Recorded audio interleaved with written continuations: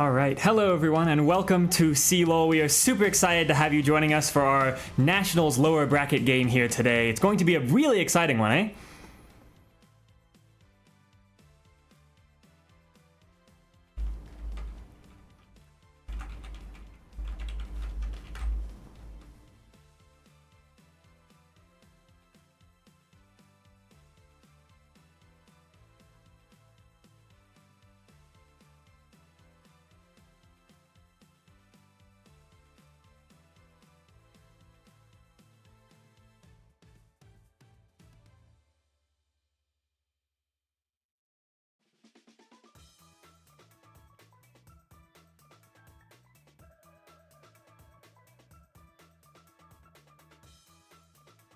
Had a little bit of struggles as well here in the lower bracket that have led some people to believe they might not be at 100%. One big contributing factor to this might be, particularly in this series going forward, that there is a different support. Nova, their coach, stepping in to that role, going to be joining Array down in the bot lane. Really interested to see how this dynamic shakes out when you're going up against UHSP, who certainly are no slouch in the bot lane themselves. Oh yeah, UHSP has really been fighting for their lives, and ultimately both teams are fighting for their last life here, as this is the lower bracket. You mentioned the huge stakes and ultimately the underdog stories here. This is one of their last chances. One of these teams will be going home empty-handed, either former champions or, like you said, the 19th seed who have been fighting for their lives. So, a lot of stakes here. Yeah, absolutely. The stakes are certainly high, but I kind of want to take a bit to highlight UHSP in particular, a team that nobody saw coming and making it this far into the lower bracket. So many people thinking that this was probably going to be an instant elimination, or certainly wouldn't make it past, I would say, even week 2. I was hearing a lot of doubters on this team, but they've stepped up. In particular, I'm really looking at that top side. Johnny Rockets and Jame have really stepped into the limelight. They have been, I would say, as most people have told me, they were the less consistent pieces across the regular season for CLOL. It really was Evrot and Sir Zipri that were the ones to step up, and their top side was seen as a little bit weaker than the rest of the cast, but they have really come into their own. It's been a really impressive showing from Johnny Rockets in particular. I have been seeing memes about this guy all over the CLOL chat, in the Salty Runback Discord. Everyone is hyping this guy up, and I want to see what all the hype is about, because he's going to be going up against a Porsche. This man, Porsche, certainly no slouch, and I am extremely excited to see how that 1v1 shakes out, and if Johnny Rockets can punch above his weight class.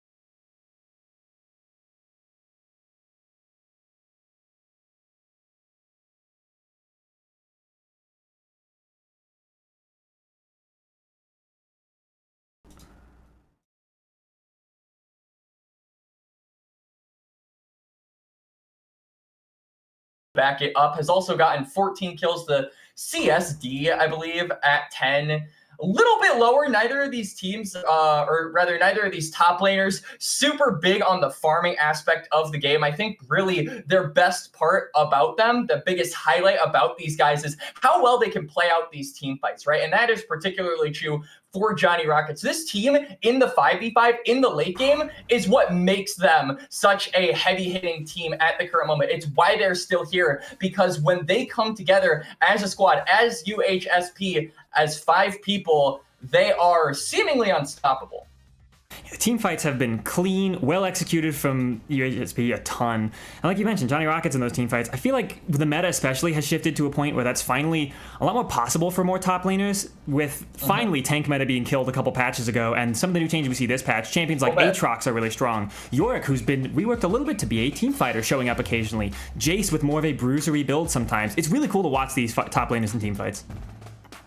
Absolutely, and I'm glad that you mentioned the Jace. That has been a really, really popular B1 pick for a lot of teams that know how to play it. And so I am going to be interested to see if UHSP on the blue side take that opportunity, or if maybe UST are aware enough to take it away. I think that is a really good call out there, Odd, and I'm interested to see what the draft looks like going forward. But like I said, UHSP on the blue side, UST on the red side. Azir going to be the instant ban. They're targeting that mid lane toward UST, really making sure that Bradley, you know him, you love him, doesn't get some of those more comfortable mages.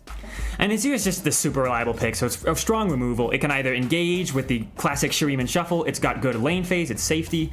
It's just a strong pick, so removing it here on the blue side is smart. If you don't intend to first pick it, probably don't want to let your opponents have it. We'll see the Gwen removed as well on the side of St. Thomas here. Really good removal. Gwen has been kind of flexible all over the place, a strong top laner, even with some of the nerfs, but also a decent jungler. She's got a fast clear, and she's great at skirmishing around these early objectives. Another red side ban that's been basically monopolizing the first two has been Nefiri. Got nerfed, though, in the most recent patch, so I'm wondering if it's still going to be respected, and it looks like it will. So UST just making sure these strong B1 picks that you mentioned aren't able to be snagged on up immediately. And now that leaves a little bit more room for UHSP to target some of these lanes that they don't want to deal with. They're going to be hitting Instinct with 2 bans, the Kalista plus the Varus, and UST going to respond right back with a Sivir ban. Now UHSP, we mentioned that Jace. A lot of top lane champions are also up and available, like the Ambessa, and I really like this B1. I think it's still super duper strong, has a lot of build flexibility, and you mentioned that team fighting is really where this team comes into their own. Ambessa has some really good pick potential, some really good startup of those 5v5s with that public execution, given that UHSP can back it up with, the surrounding team comp.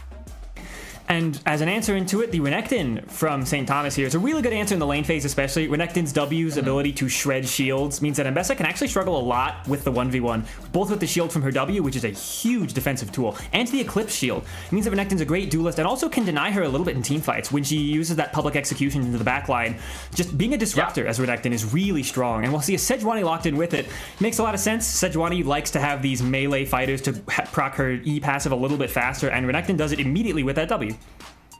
And a lot of people get really scared when Sejuani locks in, especially on the other side, saying, oh my god, we got to pick away the Yone. We can't let that duo persist. But honestly, I don't think UST are going to be going for the Yone this time around. Renekton is already picked. That would mean that you have essentially an all AD top side and are really looking to get a mage in the bot lane potentially. And maybe that's the angle that they're thinking about. Yone is being hovered. It's going to be locked. I guess I'm caster cursing these picks already. We barely started up the stream.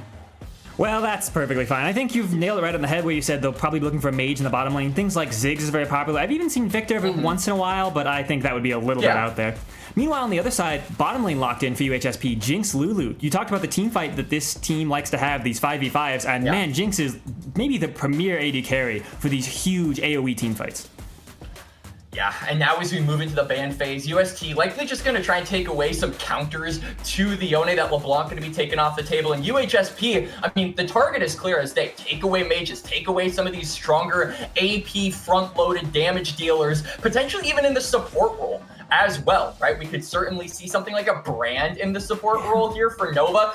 Because he is, stepping in for this team, we don't really have a great handle on what his champion pool actually looks like, what it looks like, what he can and cannot play. And so I think that this could be a commodity for UST, kind of throwing UHSP for a guessing game on where exactly this mage is going to be going. And St. Thomas removing not just a strong laner like the LeBlanc, but also the Vi if they do end up going for this here. It would make sense. Ambessa really loves the Vi combo. It's just guaranteed lockdown on a single target for up to like 3 seconds, I want to say. It's incredibly difficult to deal with. So despite how safe any AD carry might be, the point and click Vi ultimate guarantees the rest of it. So removing these safe engagers it makes a lot of sense. Absolutely. So that Vi, like you said, going to be banned away. Lucian being currently hovered, just taking away 3 picks from Array here in game number 1. And now the $1 million question on Koala is what exactly are we going to be seeing in this bot lane? What AP magic damage threat have UST been cooking up? I mean, I like the Ziggs call out. I think Brand is an option. You could go for something a little bit more unorthodox in the support role, but still, they're going to hold on to that mage threat. Caitlyn going to be locked in, and UHSP, I'm wondering if maybe because there's such a heavy emphasis on attack damage, if they want to just throw down a tank somewhere in this comp, maybe in the jungle. You can see Cassiopeia is being hovered. A good pick into the Yone, but now the question becomes, you don't have a ton of frontline. You don't have a ton of ways to abuse the fact that UST at this current moment are all AD, and so I think we want to see something a little bit more tanky befell the rift in game number 1 for UHSP's comp, and Volibear Volibear is a good option. Maokai could be a good option, though Sejuani does well into Maokai, and it is going to be the Volibear. So a lot of single target damage coming through with that, plus the Ambessa makes these resets for Jinx extremely easy. Getting that first reset will unleash Jinx for the rest of the fight. I think Volibear makes a lot of sense. They were also lacking a little bit of engage, I would say. I mean, Ambessa certainly can be engaged, but Ambessa going in on her own, especially first, yeah, it's way too easy to die. And this is what I was expecting from the side of St. Thomas. Caitlyn Lux, a very strong, dominant lane. I mean, we saw this a ton at Worlds over the past couple years. We know T1 likes to play this a lot. And this is the mage you essentially wanted. You can build Lux much more of a burst build with some more expensive items, things like a Ludens, maybe I guess even a Void Staff if you really wanted to, but I guess more like a Death Cap. Just that is that burst magic damage, which you can't really itemize for. Again, it's the support. If you're forced to itemize for Lux, it feels terrible. For sure. And I think now that lane swaps have been removed, it makes it a lot easier to play comps like this in the bot lane, right? Just straight up shove, straight up aggression, abuse that range, get push, and allow your jungler to play more aggressively. And I like this look here from UST. This is something that we kind of expected going into the game, Odd Koala, was that UST obviously having players that are storied from LCS to NACL to CLOL champions, right? And everywhere in between. These guys are looking to just hands diff them, hands check them, and beat them with the experience that they had. This is something that we saw that was very reminiscent in the UMN versus Winthrop series, where Winthrop just said, all right, let's pick comfort, let's pick to just steamroll these guys with a bunch of front-loaded damage, and let's go from there. And so I like the comp going forward. I think a lot of emphasis is put on this Yone. Obviously, anytime you have a Sejuani on your team, you got to look at that mid lane. But on the other hand, UHSP, a lot of team fighting, a lot of resilience as well. They have a bunch of defensive stats. Cassiopeia will be getting that Seraphs later down the line. Volibear's got a shield. Lulu's got a shield. Ambessa's even got a shield. So a bunch of defense coming here from UHSP. And if they can just survive that laning phase, they are going to be in a much better position to team fight. Yeah, the longer this game goes, the happier UHSP will be, Quax. You can see Cassio, Jinx, I mean, two of the most premier late game scalers, I would say, out there right now. Especially with Cassio's lack of boots, you get that 6th item without having to go through the moral dilemma of, do I want the movement speed? Do I want the item? You're just going to have the item for free. Yeah, pretty much. Talk about the defensiveness as well. Yeah, it's the amount of defensiveness from the kits of these champions is terrifying. Volibear with the insane amount of healing that was buffed recently on his W. The AD healing command is terrifying. Cassio with the additional built-in healing on her E. The more she can spam it, the more she will be incredibly annoying to deal with. So I'll be interested to see if St. Thomas can get ahead to this lead that their composition looks like they want to and clean up a game from there, or if UHSP will be able to scale. Absolutely, and we are hopping into the Rift for game number 1, UST versus the University UHSP Esports here in game number 1. Really looking at this bot lane in particular from both of these teams. One with an incredible amount of shove and push. Array and Nova hoping to just unlock this Sejuani to make aggressive plays around the jungle and essentially cut off Jame from, providing any sort of assistance. And Sir Zipri and Regis, their job is going to be to just hold fast like the rest of this UHSP team and wait until those 5v5 moments where those resets will do the talking. Like you say, it's all up to the bottom lane of UST. Array and Nova really needing to keep up their pressure. This is a very skill-based execution bot lane. You have to land your skill shots. Basically everything you have is reliant on, can Lux land that light binding? Can you follow it up with a trap immediately? Can you make sure the enemy bottom lane cannot farm? Ooh. They clear the ward there, actually. The early ward and vision denied. So it means that Volibear will go a little bit unnoticed. Jame able to maybe do some clever pathing and might be able to affect the map a bit better. Yeah, they're also aware that Bradley was the one that placed down that ward. And so maybe Jame is thinking that, with that being down, he can look for something early in this mid lane. Evrot, obviously Cassiopeia, not with a ton of setup, but just having that ground and giving Volibear, time to wind up, get closer with that Q could be enough to, at the very least, burn a flash from Bradley, put this Yone in a position where he's not able to do a ton, not able to, abuse this early game with those low CDs. And I think both of these mid laners probably looking to abuse those low CDs the more I think about it. I mean, it make a lot of sense. Yone's all about being slippery, just trying to get around in the mid lane, making sure your opponent laner can't really hit them as much as they'd like to. So you mentioned the Deadly Miasma, 100%, that will be a huge tool to watch for. If it's ever thrown out haphazardly, I imagine Bradley will be given a ton of time to fight. Actually, level 2 gain from both bottom lanes about the same time here. Nova taking the downside of a health trade there. Yeah, so Nova forced to pop a pot. Does have the biscuits, though, so plenty of self-sustain. I like that they're playing a little bit further up here. They're sacrificing a bit of HP in order to just get this shove, which is what the comp wants to do. Kenvi is pathing down bot lane, so this will provide him an opportunity to maybe look for a dive later down the line if he wants to. But it's like you said earlier, Koala, they have to hit their skill shots. If they can chunk out Zepri, if they can chunk out Regis, then a dive is going to be a lot more feasible, a lot more plausible of an option. But as it stands, this Jinx and Lulu very healthy at the moment. Renekton ended up a little bit on the wrong side of the rift here. Porsche going for some aggressive trades, walking through the tower. Thankfully, won't be able to proxy or anything with Jame being there to deny it. Meanwhile, on the bottom lane, man, these trades are not going in the favor. Some quick feet from Regis. Every time we've looked down here, it looks like they've been avoiding a skill shot. It's been fairly impressive.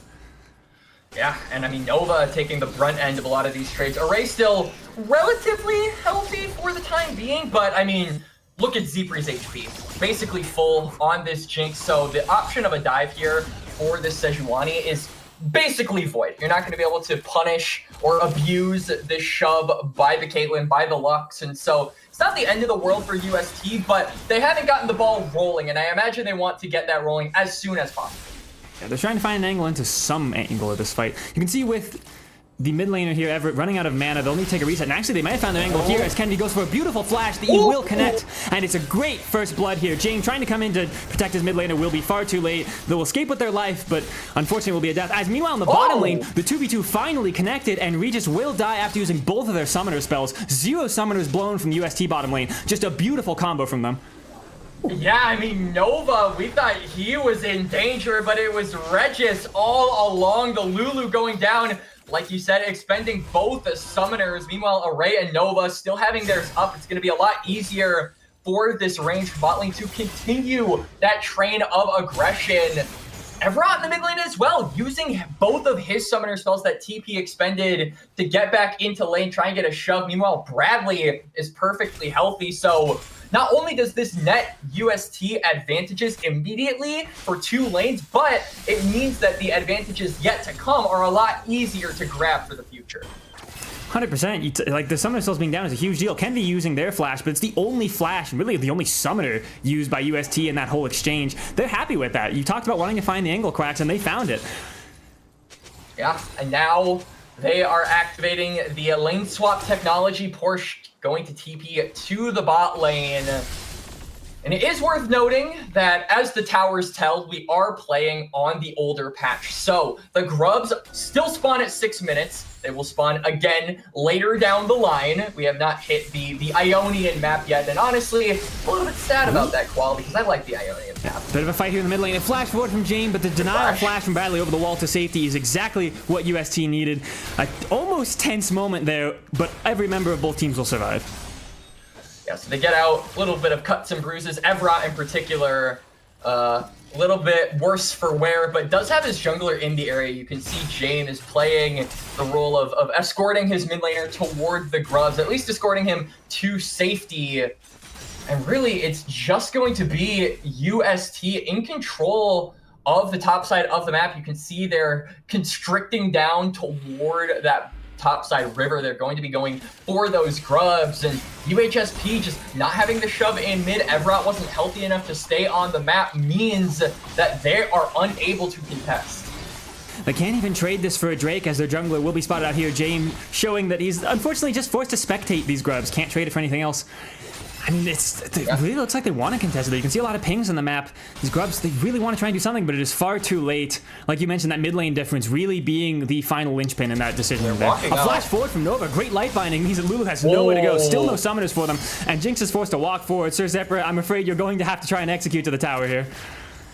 I mean, really amazing target selection there by UST. Normally in those trades, you want to go for the AD carry, but they still recognize, oh, this Lulu doesn't have heal, doesn't have flash, doesn't have anything really in the wake of defensive maneuvers in order to get out of that exchange. So they go down. It's another kill over to UST, one over to the Lux. Normally, you aren't too happy about giving a kill over to support, but I feel like Lux is an exception just because of how much damage is expected for it to do. Remember, it is the only magic damage threat on this UST comp, so it being fed is actually a good thing.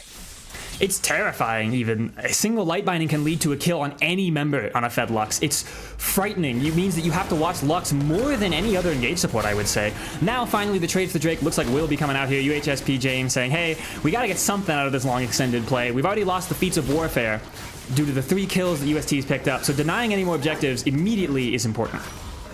Yeah. Priority number 1, get the drags rolling. And, you know, even better for UHSP, we talk about how this is a comp that wants to teamfight. This is a comp that wants to get into that late game. And so having an objective that backs up that scaling curve is going to be nice for them later down the line. They're not going to have to fight a battle on 2 fronts, you know, covering for the Dragons while simultaneously maybe over-forcing a fight that they don't want to take. Can see trades here on the top side. Top lane's been fairly even. There was a period of time where Porsche had a fairly large experience lead and a little bit of a CS lead as well. But at this point, it's evened out. Mostly, I imagine, due to the lane swaps that have been going on. They're not the same lane swaps of old, but the mismatching and the awkward walking to lane has definitely bought time for UHSP.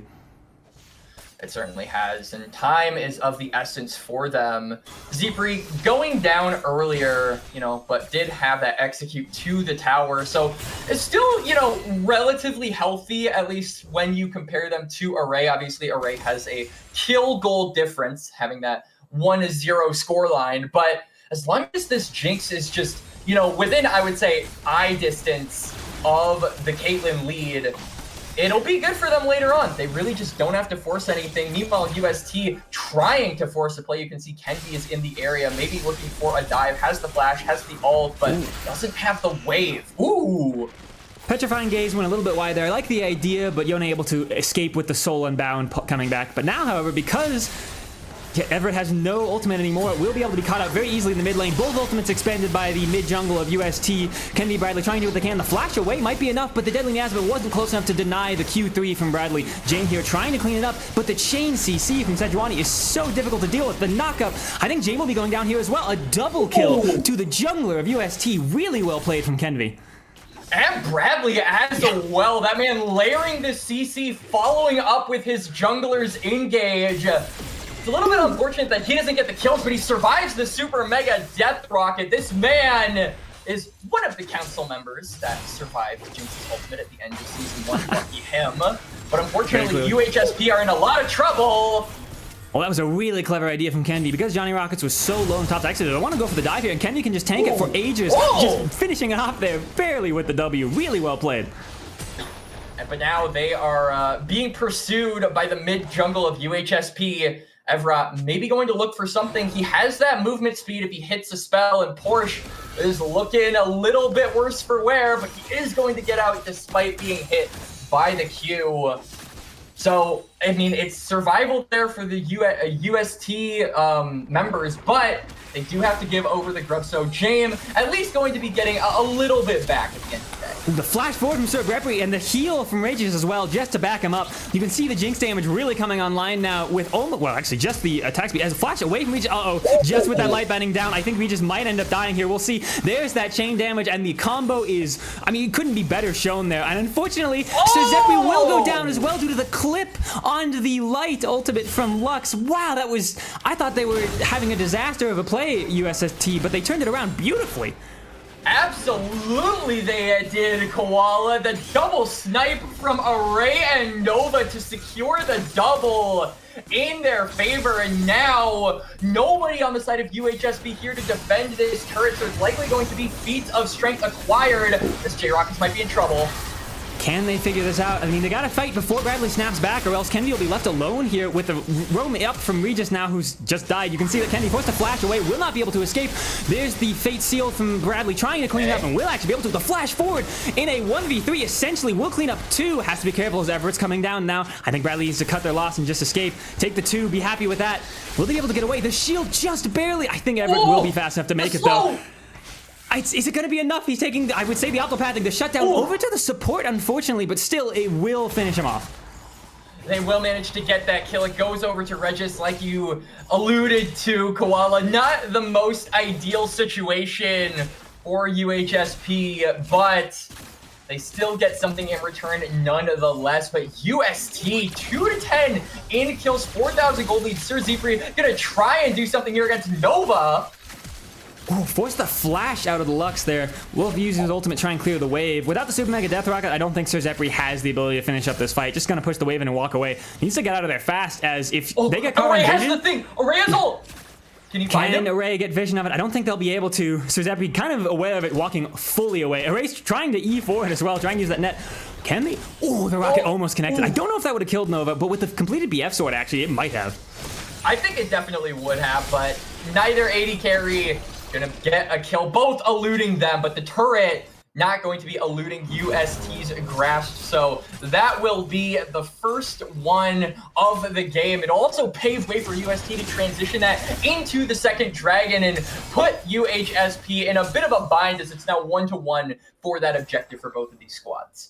It should also be feats of strength over to UST, as they had the first 3 kills easily, and that first tower means that they are happy to have their upgraded 2-2 boots on. I would say the 2 most important members, the attack speed boots for Bradley and Array, really helping them out. The additional attack speed on champions that don't tend to build a lot of it past their first item, it means that every additional stat helps.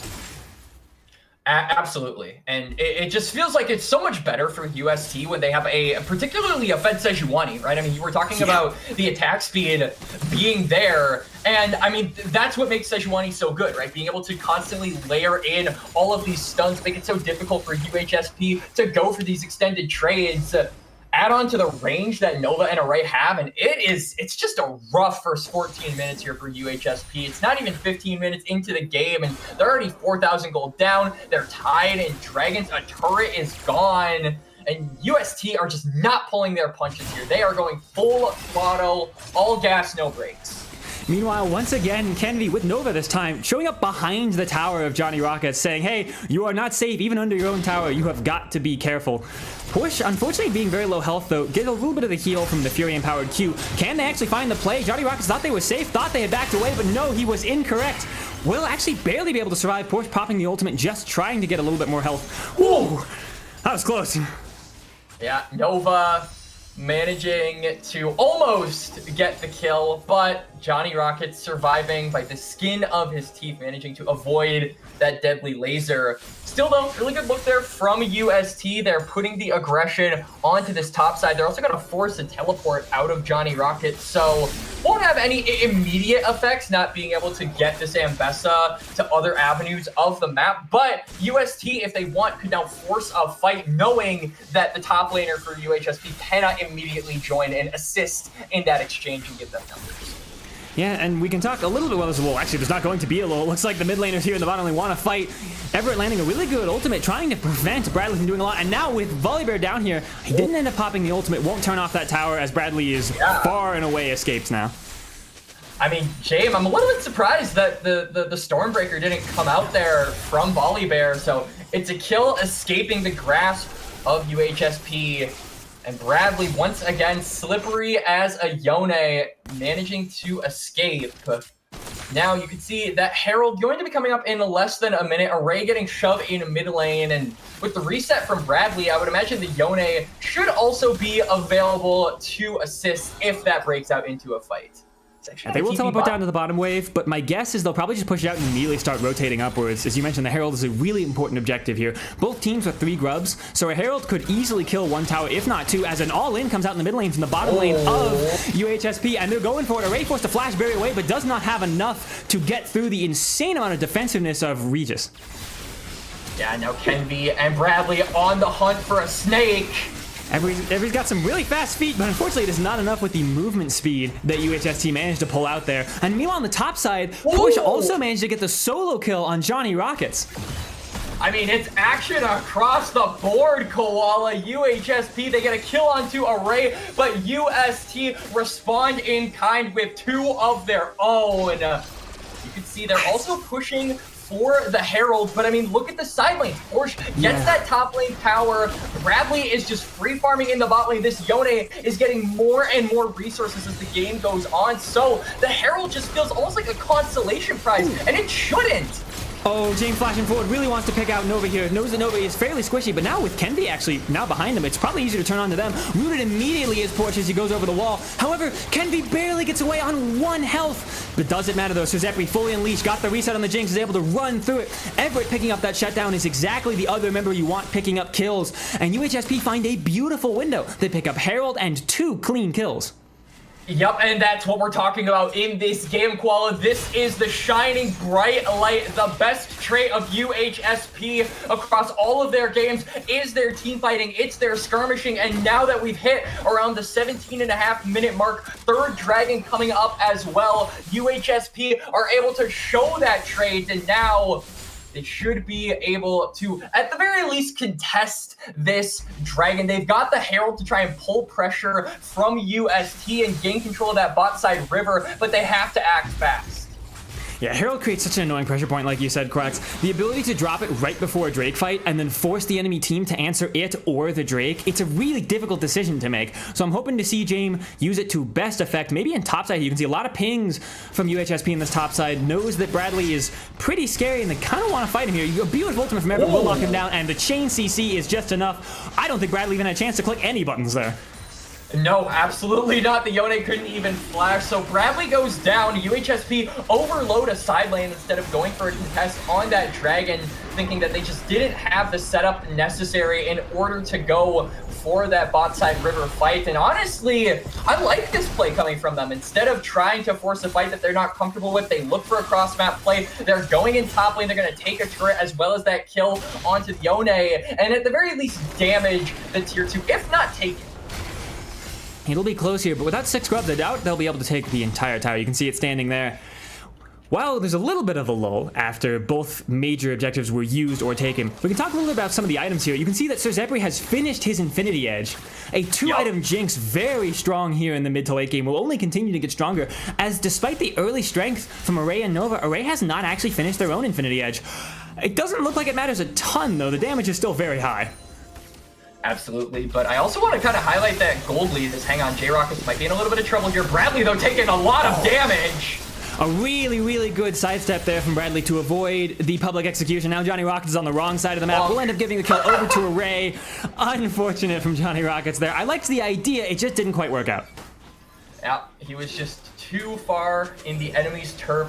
Gets taken down for it. So 0-4 for Johnny Rockets. Honestly, I mean, you look at this scoreline and your teeth start to clatter a little bit. You get a little bit worried, but I mean, you saw how much damage he was doing to Bradley. So honestly, as long as Johnny Rockets remains relevant in the damage department on this Ambessa, is able to click R on certain necessary targets of UST, not super worried about it. And I feel like he is still drawing a ton of attention. You could see UST pulled so many members just to deal with the Ambessa. They got the kill, but look at the rest of the map. That top side in particular, the Otacon spawning and UHSP on relatively even ground, at least vision-wise, because UST committed so many resources to the bot lane.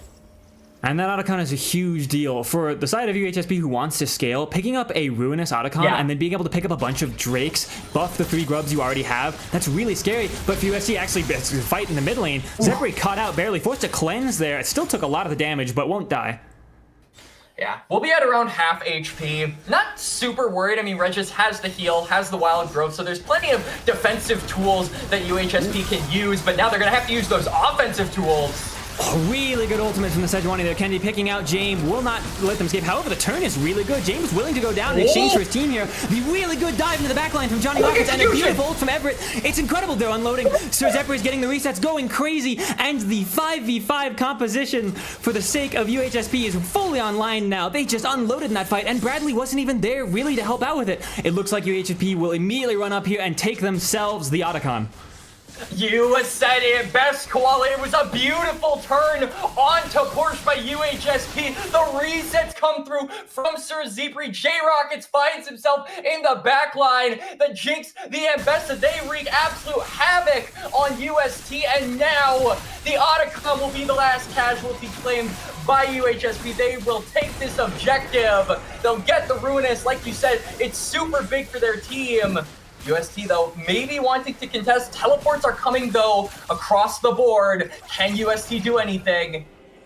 UST do not want to let UHSP escape. You can see the map a little bit divided here. The flash out from Giuseppe to avoid the Fate Seal from Yone. Oh, it's so tense. The flash forward from Porsche. They're going to go in, but I think it was too late. Oh, it's a little bit disconnected, and the turn is incredible. Can UHSP continue to fight this? Nova taking an insane amount of damage. The IE from Jinx doing so much. Johnny Rockets wanting to go in here. The ultimate. Oh, Giuseppe taking a bit too much damage. I don't know if he can overchase this. I think UHSP is happy to get the one they have. However, a beautiful catch onto the Caitlyn.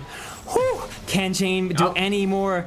No, it looks like that will be the end of it. Still, UST keeps trying to find these plays saying, oh, well, now we can fight them. They're a little bit weak after an objective. Oh, now we can fight them. Maybe they're a little bit caught out. But UHSP stick together as a death ball and turn fights constantly. I mean, they dissuade the engage from Bradley. The Yone isn't able to pump out the necessary damage. He has to snap back for his own safety. And then that just leaves Porsche completely isolated, completely alone. He has to flash. It's a desperation play from UST, but it completely goes south as the last team from the Southern Conference is bleeding and bruised here in Game 1, Koala. You can see why they're frightened, why they're going for these scared plays, because in a composition they know they get outscaled in, they're even in gold. At this point in the game, a 700 gold lead means functionally nothing. It's terrifying. You have to be, as UHT, like you say, battered and bruised and scared. Nova escaping with the very large blast cone there, courtesy of the Chemtech Rift. And man, I mean, UST trying to play the side lanes now. You can see that they're realizing slowly more and more that they do not win these team fights, and just trying to get these towers is what they need to be going for.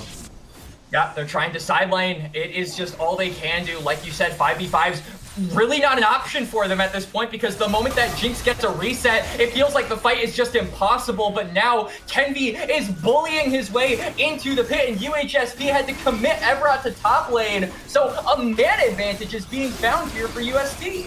And Everett's forced to try and run all the way down to maybe fight it. I mean, you can see they're going to look for it. Bradley needs to snap back.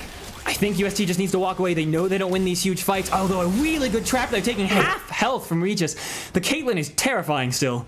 Whew. Yeah, I mean, the Caitlyn hasn't really been a huge highlight. Array hasn't had, you know, the big moments that you would like to see from a Caitlyn in this game. But that doesn't mean he can't deal a ton of damage. So it's third Dragon secured here by UST, and now they want to prevent that tower from being taken. They're actually going to clear the wave, but it's not going to be enough. Kenvi, unfortunately, the ultimate going a little bit between the goalposts there. That would be a score at any other game other than League, so this esports is not quite what you're looking for with that missed ultimate.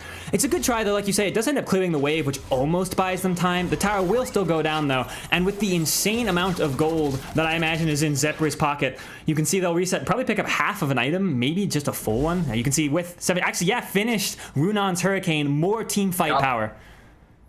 Yeah, absolutely. Going to increase that crit chance as well. We're really getting up there. I believe that's 75% crit chance here for Sir Zephyr. So this Jinx is going to be hitting like a bus. Now Everett, though, maybe in trouble. Wow, a beautiful pick. They just had vision, knew where Everett was recalling, and were barely able to get it. Everett forced to flash away. A really good petrifying gaze. Might keep them alive for long enough. Can they escape? No, the CC from Kenvi comes out just in time, and they will pick up the shutdown.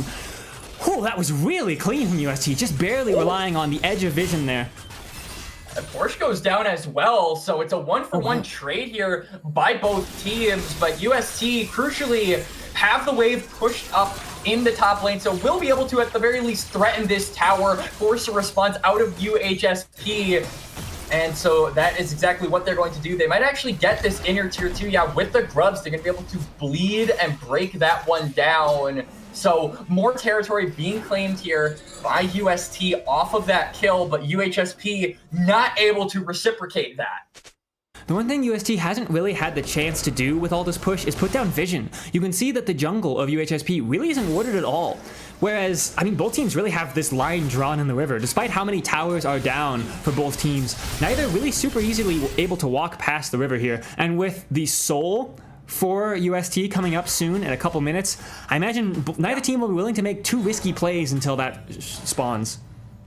I mean, UHSP, this is going to be the finale for them. They either get the dragon, I would imagine, and are able to prevent the soul and probably run away with the game through this team fight, or UST manage to defy the late game comp and will be able to pick up a game 1 with that soul. Or we could see some funky stuff where it maybe gets stolen. I mean, after all, UHSP do have the jinx. Sir Zipri on that pick is one of the best champions for stealing away neutrals. I would know myself, as I am a jungler. I hate that character.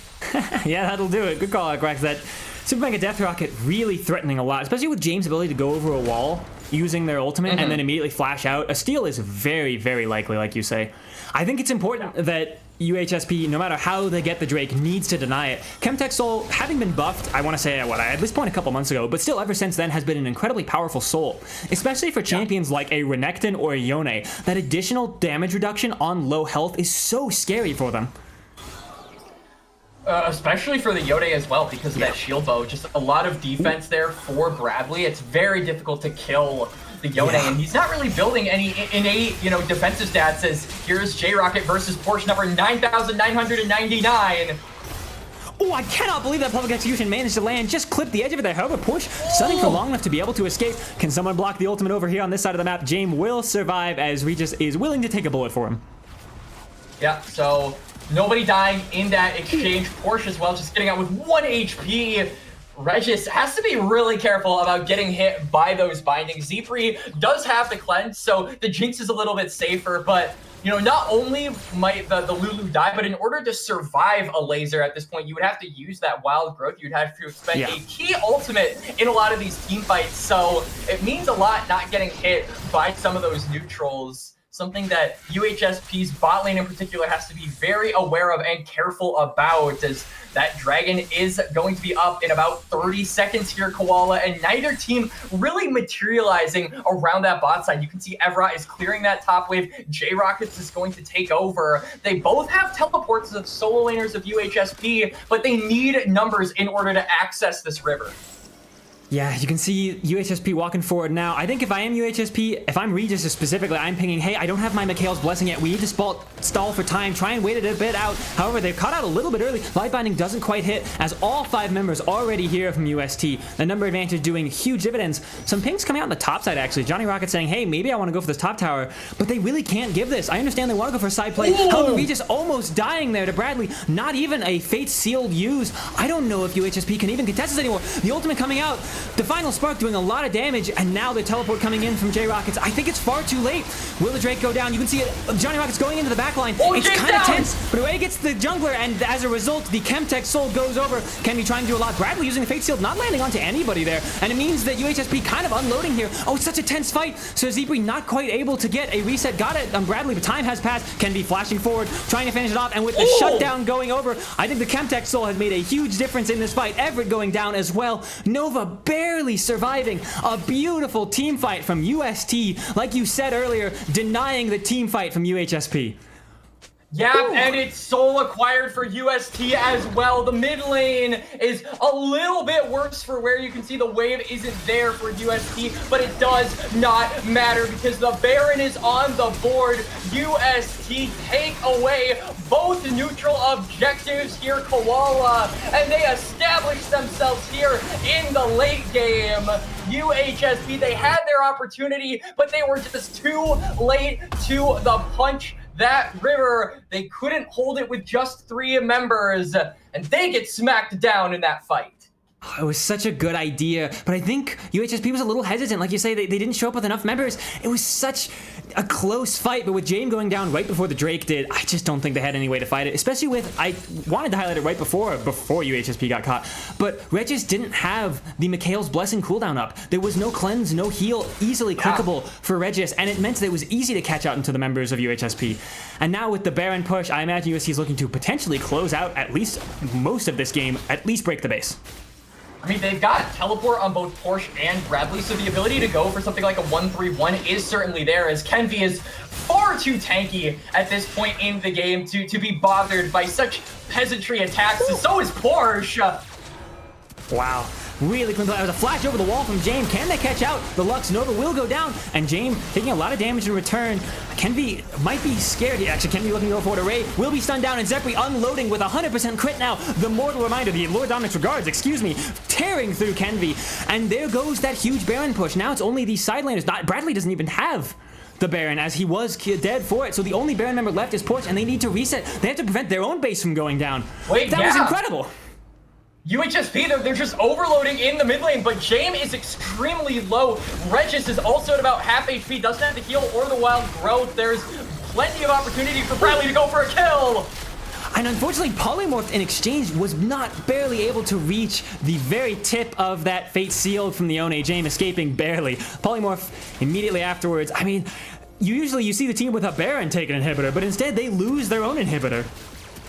Yeah, and I mean, UST are being challenged here. Despite getting the Soul, despite getting the Baron, UHSP are still finding ways to crack the base and get the inhibitor, like you said, Koala. So this will buy them a lot of space to potentially try to throw some of those deeper wards across the map once this Elder comes up, but it's still going to be a decent amount of time before that event hits, about 3 minutes. So if UHSP can just hold off until then, they really significantly increase their chances of coming back in this game. And honestly, I don't doubt their ability to do so, Koala. They did so extremely well in the early game, until those team fights started breaking out and being more common. They just have to do it one more time, and most importantly, lay down that vision when it matters. It feels like that was the biggest thing that prevented them from stealing away that most recent dragon.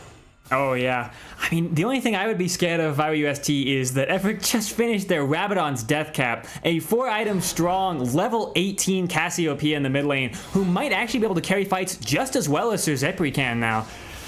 It's gonna be tense. I like you said, I don't think UST is out of it all. I think they can absolutely pull back a fight. They have a lot of great, annoying CC points that can really lock down certain members. It just depends on if James and Johnny Rockets can keep a front line between them and their back line. Yeah, it absolutely does. It also just matters if Zepri can get those resets, right? I mean, I feel like if you can get one reset at this point, you're dealing with basically a pseudo 4-item Jinx, and that's going to be 100% crit for Sir Zepri. He is going to be hitting like a truck, as there it is. Bloodthirster going to come across. So that is one deadly AD carry there. That is one deadly Netflix original character there for UHSP. It's just a matter of keeping it alive and getting the resets. And on the side of UST, it is really, in my opinion, it's about keeping Bradley and keeping Array alive. If you can keep those main damage dealers from dying, then you sit in a very comfortable spot going forward. And it's especially good because UST, Bradley very smartly going for that GA, so has plenty of lifelines going into this fight.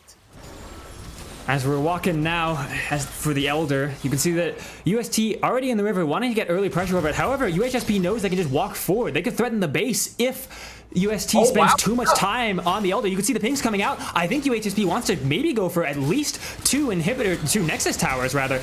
Are they just forsaking the Elder? A forced teleport out from Porsche? They want to try and end the game at least. They have the Stormbreaker to be able to turn off the towers too. Let's see if they can do it. But James forced the ultimate out, and Regis has already used their own ultimate. Oh, this might have been a little bit too greedy. I understand the idea. It's a really clever plan. They can walk forward. The teleport coming in. Can they use their Fate Sealed to seal the fates of UHSP? I think they might be able to. No, they're not quite able to. And now UHSP walking back toward their own Elder. They had lost river control, but they might be able to gain it using the clever play in mid lane. But with James too low, I don't think they can contest this Elder. He needs something to heal off of using that empowered W, and nothing in his jungle is up other than the Krugs. Yeah, but he's going to have to make a do. You can see he's going to try and heal up as much as possible. The rest of UHSP, they're going to try and stall out the fight and wait for their jungler to regroup with them. But even so, James is only at about a third HP without that Stormbreaker as well. Ooh. So there isn't a bunch of resources for the jungler of UHSP. You can also see Porsche's maybe looking for a flank. This fight, it's going to be a nail biter, Koala.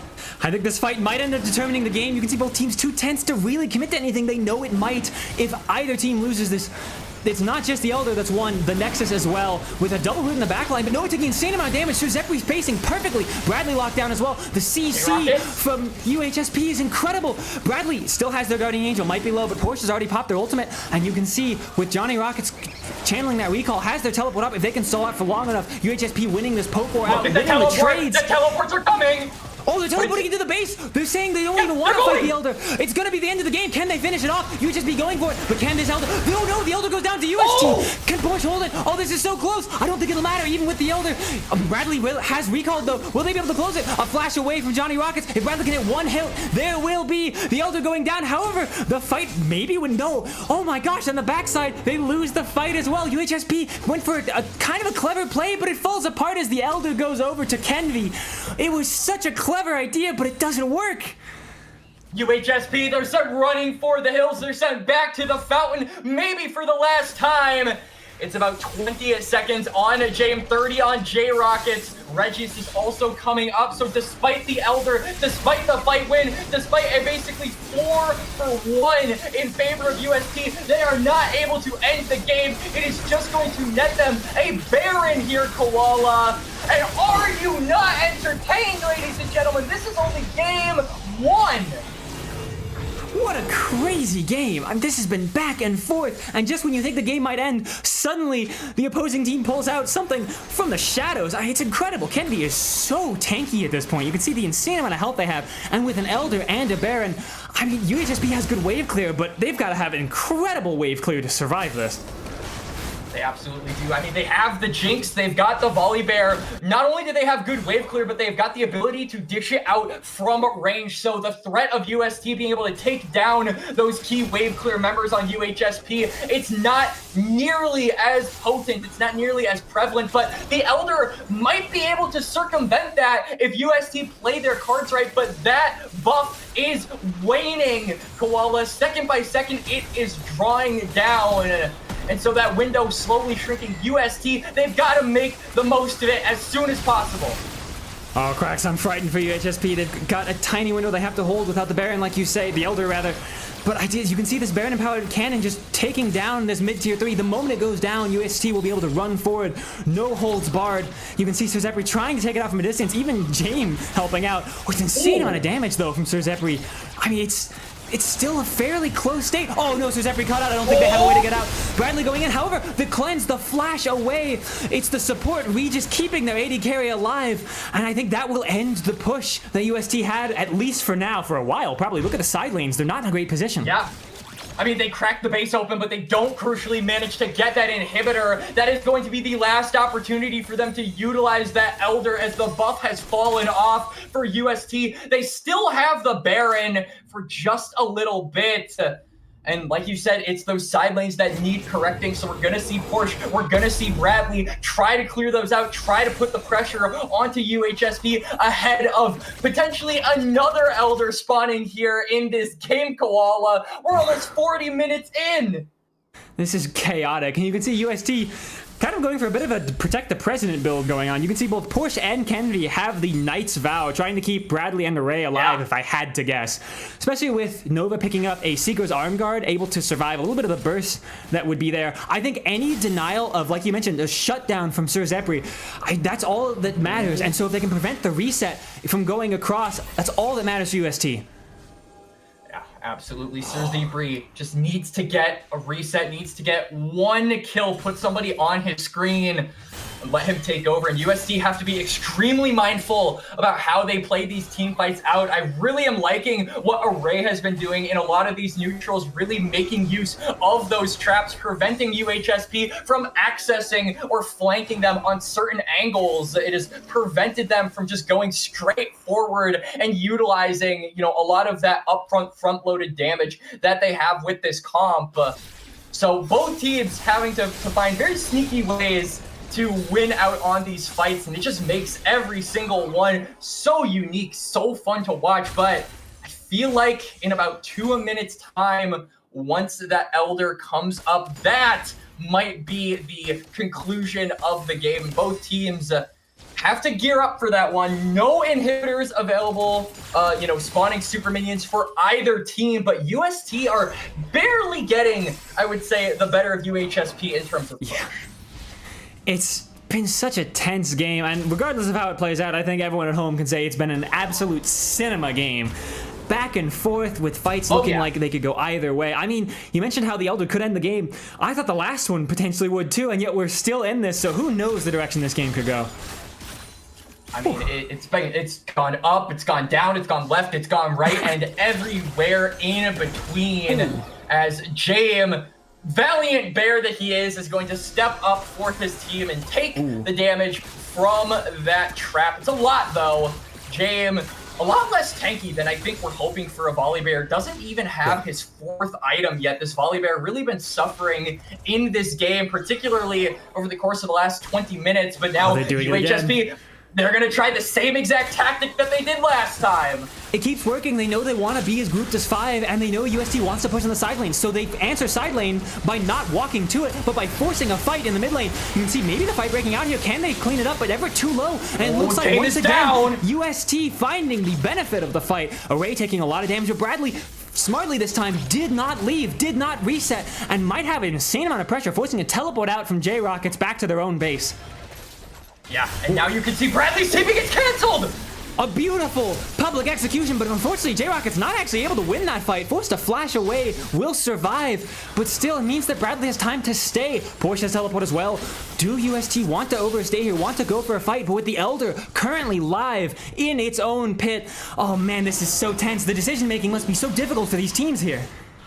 It absolutely is. Everott does have teleport, so should be able to join up with his bot lane, but the bot lane is completely defending this river. They're completely by themselves, and now they're being flanked by Bradley! Oh no, they've stayed for too long. They're caught out by multiple different members of UST. As you mentioned, the flank from Bradley, the side flank from Porsche. I think that has to be the game. Elder is not needed with Jinx, the strongest member, Sir Zephyr down. UST will walk through mid and look to take the game.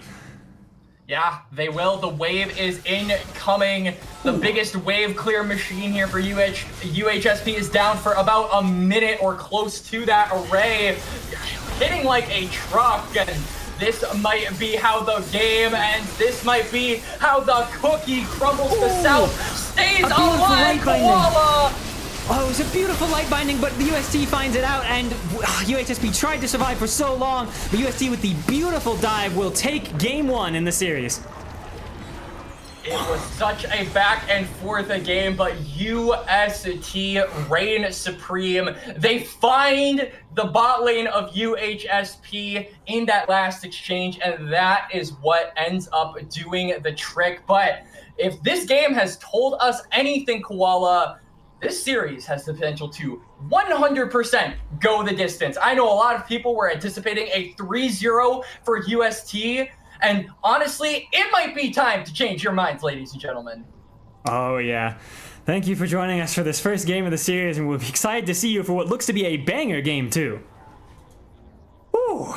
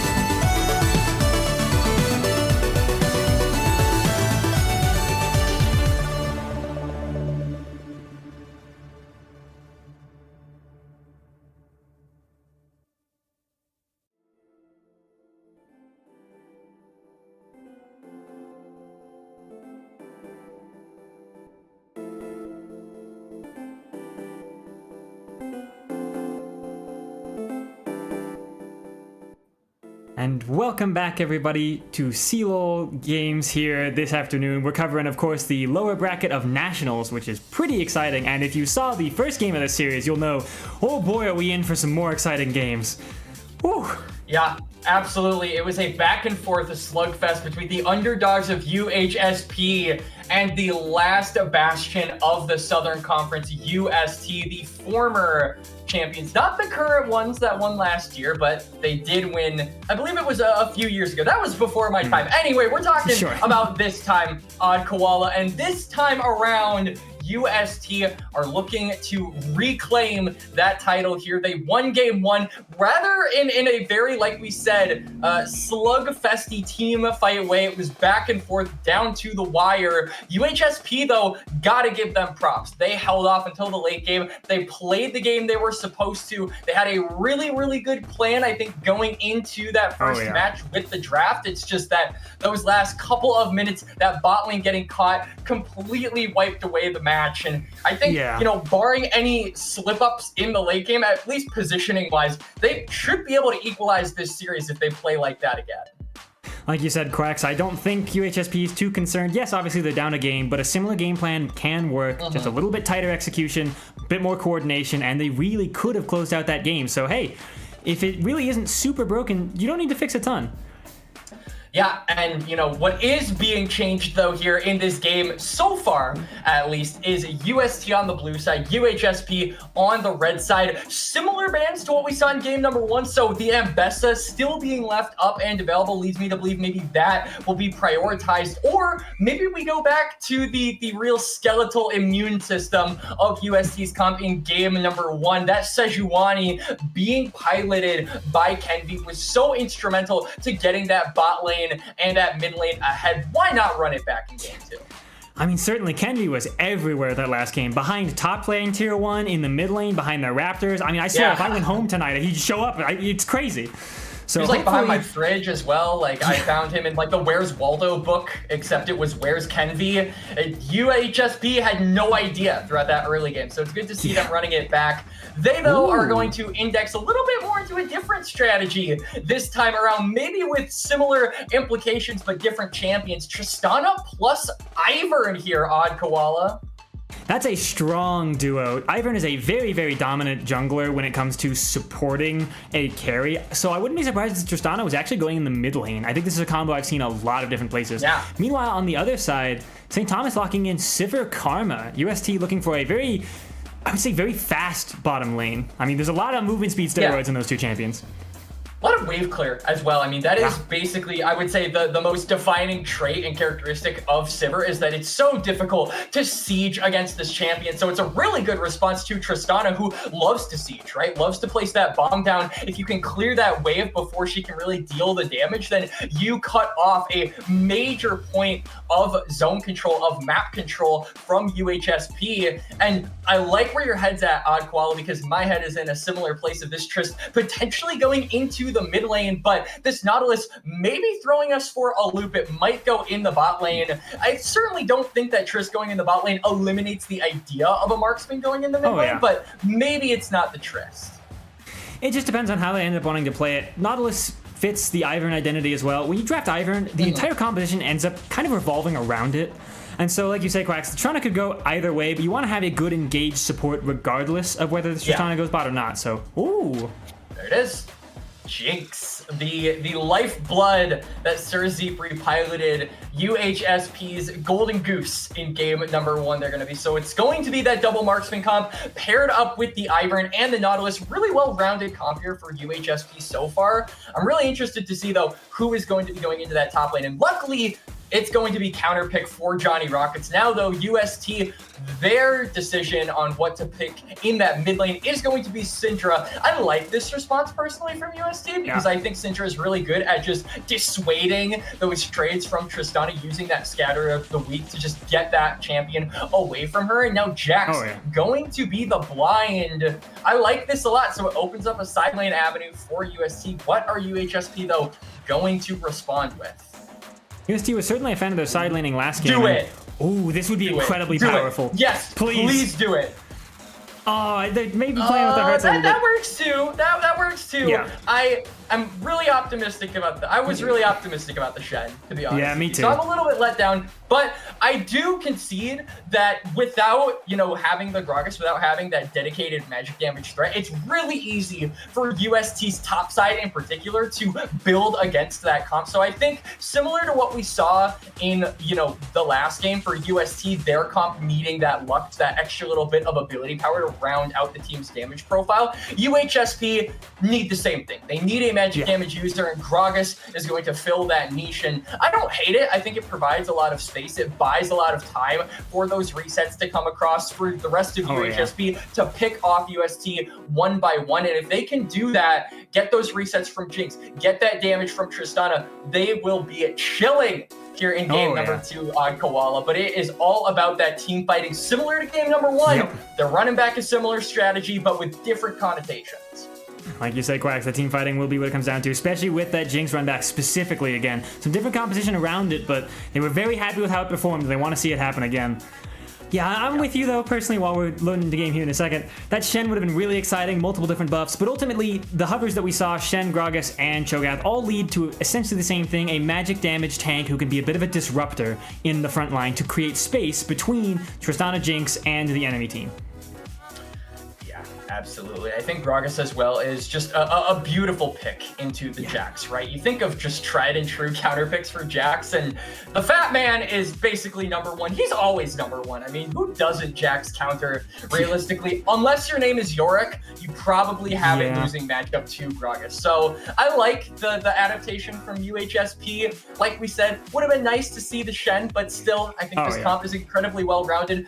For UST, though, I really am looking at that Jax to be the difference maker in this game. I think the side lane threat is really what they're going to have to look toward in order to, pick apart this 5v5 comp that UHSP have drafted for. If they can commit members and, throw a bunch of people at Porsche and allow the rest of the team to maybe look for a cross-map play, then I think they are doing what their comp is designed for. That's what they did in game number 1, right? They kind of corralled them around, made them misuse a couple of those teleports, and then responded in kind with numbers advantages toward a lot of those neutrals.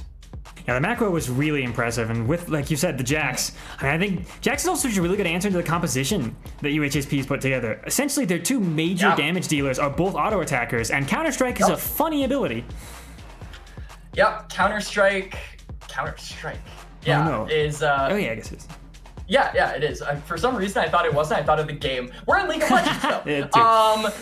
So, get your Counter-Strike copy pastas, undodge, Jax, dodging, all of that stuff. So, I mean, in this kind of a game, I am certainly looking at that double marksman to be the difference makers in this second one. The Jax on that side lane, looking for him to be the difference maker. Zephyr as well on this, as I'm looking across the board. Yeah, so it actually looks like UHSP were the team with the Sivir, and UST were the one with the double marksman. So we had the logos swapped around in draft, I believe. We've been bamboozled, and that's perfectly fine. Ultimately, these compositions don't change what they want to do. It's just who's piloting them, really, that changes. It means that now we get to see Jame on the Sejuani as well. We can see if they can pull off a masterclass to the level of Kenvi. Sir Zephyr clicking barrier there, maybe a little unfortunate, just a misclick. Happens, again, it's a really low cooldown, so it'll be up long before any jungler could gank. However, it won't be up before UST is walking in for this invade here.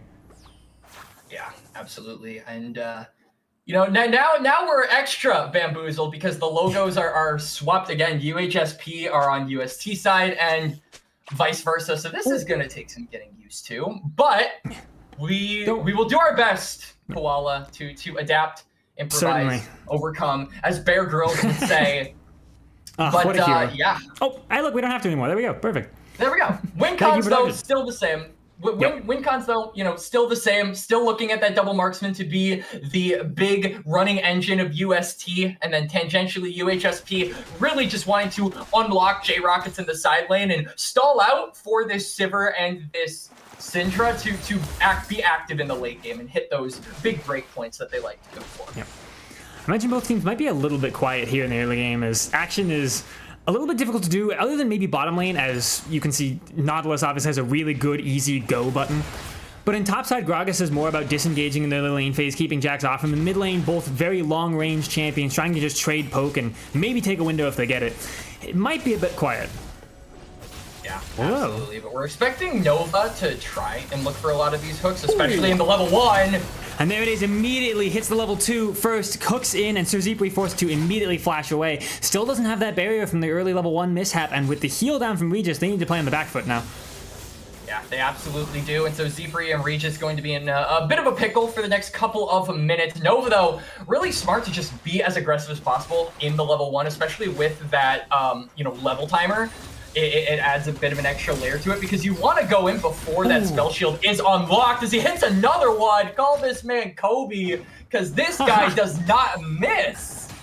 Hook after hook, and it's absolutely securing the lane phase for UST. Jinx is not usually known for this hyper-aggressive early, she's known for scaling. But when you have a Nautilus by your side, that certainly cannot miss. I mean, your damage is honestly pretty good. Yeah, it certainly is, and Sir Zipri not going to be able to really reciprocate a lot of that damage, at least up front, because he is just, down that flash, down that barrier, so can't afford to take any of these bad trades with Array. Luckily, though, the bouncing boomerang, really, really good at, I think, just making those trades a little bit more difficult for Array, right? You're able to poke them down from range. Nova and Array, though, crucially get that push. Array still at about half HP. You can see James is in the area, but Kenvi actually reset, got the Dark Seal, so is up a significant amount of items. Oh, the flash forward and the chain CC with the help of Kenvi. Kenvi will pick up that first blood, and James forced to escape. Like you mentioned, good call out, Quacks. The early reset from Kenvi, the fast clear means they're already back out in the map with boots and a Dark Seal that now has 2 stacks. Great choice of item here. Yeah, absolutely. Kenvi with a really, really smart move there for the Ivern, and instead of, waiting in the bot lane for a play, decides to fish with bait, uses his bot lane as that bait, and then goes in when the time is right, and the result is a kill going over to him. 2 stacks on the Dark Seal, like you said. And Sir Zipri just not having a very, very effective first 4 minutes. This has been a rough early game so far for the Sivir. And Nova flashed in that play to make it happen, but still has the Hex Flash. They're not really losing any tools there. Still have a very effective one. And now you can see maybe it's going to be Jane caught out again here, trying to get this Scuttle Crab, and they will be able to. They queue out to safety, and with their team to back them up, will be able to escape as Array wants to go for a little bit of a trade damage into Zipri. Even if they can't fight right now, any health advantage for the lane phase is useful. That being said, Nova walking in here, maybe looking to fight, but that might be them getting caught out. Ooh, a good hook at the last possible second as the stun comes out. Kenvi shielding up Nova. Can Array get a little bit of trade damage? Oh, he's tense here on the bottom side. Both teams trying to look for windows. Mostly Nova, I would say, but still. Yeah, I mean, Kenvi making really good use out of that tempo advantage and the fact that he doesn't really need to reset at this point, right? He went for an extremely early recall, so this will allow the Ivern to stay on the map a lot longer and look for a lot more plays like that without necessarily wasting tempo, whereas James is a little bit more of a slave to the tempo, has to make sure that he's clearing his camps, has to make sure that he's covering all of his bases as the Sejuani. Those grubs going to be coming up in about 30 seconds. Kenvi has to be careful. He is very low. Everett's already 6, so isn't under too much pressure as Bradley isn't level 6, so isn't able to push Everett back with the Buster shot. Still, Kenvi going for an aggressive walk in here. Ivern is so great at stealing camps. You'll see him mark it and immediately smite it, and out he goes. James, aware of it, though, might be able to try and find the angle, but with a little bit of the heal that Kenvi gets from the camp, I don't think it'll be enough. Now Push actually walking over here. Oh, is Kenvi in danger, though? James just able to dodge it, flashing forward. Oh, and the disruption of the explosive cast from Push is beautiful. The flash forward. Wow, clean from the UST top laner. That was a beautiful cast there from Porsche. Perfectly separates the top jungle duo of UHSP, isolates Jam, and he is ripe for the picking. It's a kill over to UST, the second one of the game, and the grubs are the reward, Koala. I mean, he talked about the strength of Groggs being able to disrupt in fights, and it was a scrappy, bruisery fight. But hey, I feel like someone who's got experience drinking is going to be really clean in those fights. You can see Groggs displaying all of his skills there. Nova going for a hook that doesn't quite land. Meanwhile, actually, UHSP walking up to try and contest these grubs. Unfortunately, with how low Kenvi still kind of is, Bradley being caught out, forced to jump away, Everett roaming up as well, and it will be a trade of 2 for 1 as Jane was able to make it up in time. But it still is super duper worth it for UST, right? Because not only do they get more grubs at the end of the day, they win out on that neutral objective trade, but it's given over to a Tristana of all champions, Koala. Array actually in a lot of danger. A heal from Sir Zipri, actually from Regis, trying to get a little bit of extra damage just so they can take a tower. Array really low health, and now that the levels have started to come out in the bottom lane, you can see that Jinx does struggle a bit more, especially into a Karma. Karma known for being extremely lane dominant with the movement speed steroids, the crowd control on her root, the good poke with the Q and the shielding. It's just difficult to deal with. It absolutely is, and I like that UHSP are still managing to, despite some early shenanigans with Sir Zipri, come back relatively warmly in this laning phase. They are still, very close in the CS department, the AD carries of both teams, and here comes Bradley. Oh, Bradley just barely survived, able to flash, Buster shot out, and now Kenvi popping the Daisy, hoping that it can maybe at least keep the team. Bradley barely survives. I mean, that's got to be sub 50, maybe even sub 20. That's terrifying how narrow that margin was. But hey, he's not afraid, not even close. Nope, not even close, as Donkey would say. Bradley, gonna need a lot of help though. Again? No, what? Bradley? How? How is he doing it? How does he do it? This man is Houdini on the champion. That's incredible. And some of that, yes, you can attribute to Ivern shielding, but even then, knowing that he can survive these just barely, it's incredible. Able to stay in lane a little bit longer, pick up some more minions with the CLOL in their inventory. I understand why they wanted to stay. Wow, that was impressive survival there. Yeah, I mean, he also wanted to stay to shove in that wave, right? And make sure that Everott was in not necessarily as comfortable of a position to go for the reset, but this also buys time for Nova to establish a lot of vision around that bot side of the map. You can see that James is maybe looking to make something happen in the top lane, but that Dragon being up, them having eyes on where the Sejuani could be, opens up a possibility for UST to maybe look for this bot side objective if they have the green light. Nova sticking around here. I'm pretty sure the vision above his head is just a spectator bug. Everett should have no idea. Nova does remain unspotted. With that flash, goes to the flash hook, unable to land it as Everett steps back just a little bit. Nova going for a bit more of a prediction. Yeah, Nova trying to be mad life there with the predictions, but unfortunately, it's just going to be normal life for this one time, as he'll have other chances, but the big thing is that UST still hold a decent amount of control over this bot side. You can see James is, I think, spotted out by that control ward, if not the ward right next to the red buff as he's taking the red buff. So they have eyes on where the jungler for UHSP is, and I am curious to see if they maybe try to look for something in the bot lane as a kill actually goes over to them bot lane. Array gets his first of the game. Ooh. Well played from the bottom lane of UST. You can tell, judging by the summoners and the spells used from UST, it was just a chain CC combo from Nautilus. You land a hook in the late game, and you just don't... You're not allowed to move if you're the enemy of Nautilus. And you can see easily, unfortunately, Regis will go down. Yeah. So that will mean Array gets to shove in this wave. It gives the green light over to Kenvi as well to start up this dragon. Bradley is also in the area mid, so really nothing stopping UST from going for this objective. But the big question now becomes if they want to actually transition this into a top lane play. You can see Array just went for the back, has both summoners, so there is definitely a way for Nova to commit a lot more time than you would normally think up toward this top lane to secure these grubs. Yes, especially with the lane swap fully coming through. Sir Zipri still in the bottom lane, and Array running out to this top side. Johnny Rockets might be a little more useful in a fight at this stage of the game as a level 9 Jax with a decent chunk of items. The Sheen just synergizing really well with the kit. But with Porsche having teleport, again, I just, like you say, this grub contest might be a little bit difficult for UHSP. Yeah, it certainly seems like it's going to be that way, given the lane swap. Porsche also in the bot lane has teleport, so they'll be able to join up if a fight breaks out, and it looks like it will. Jay may be caught.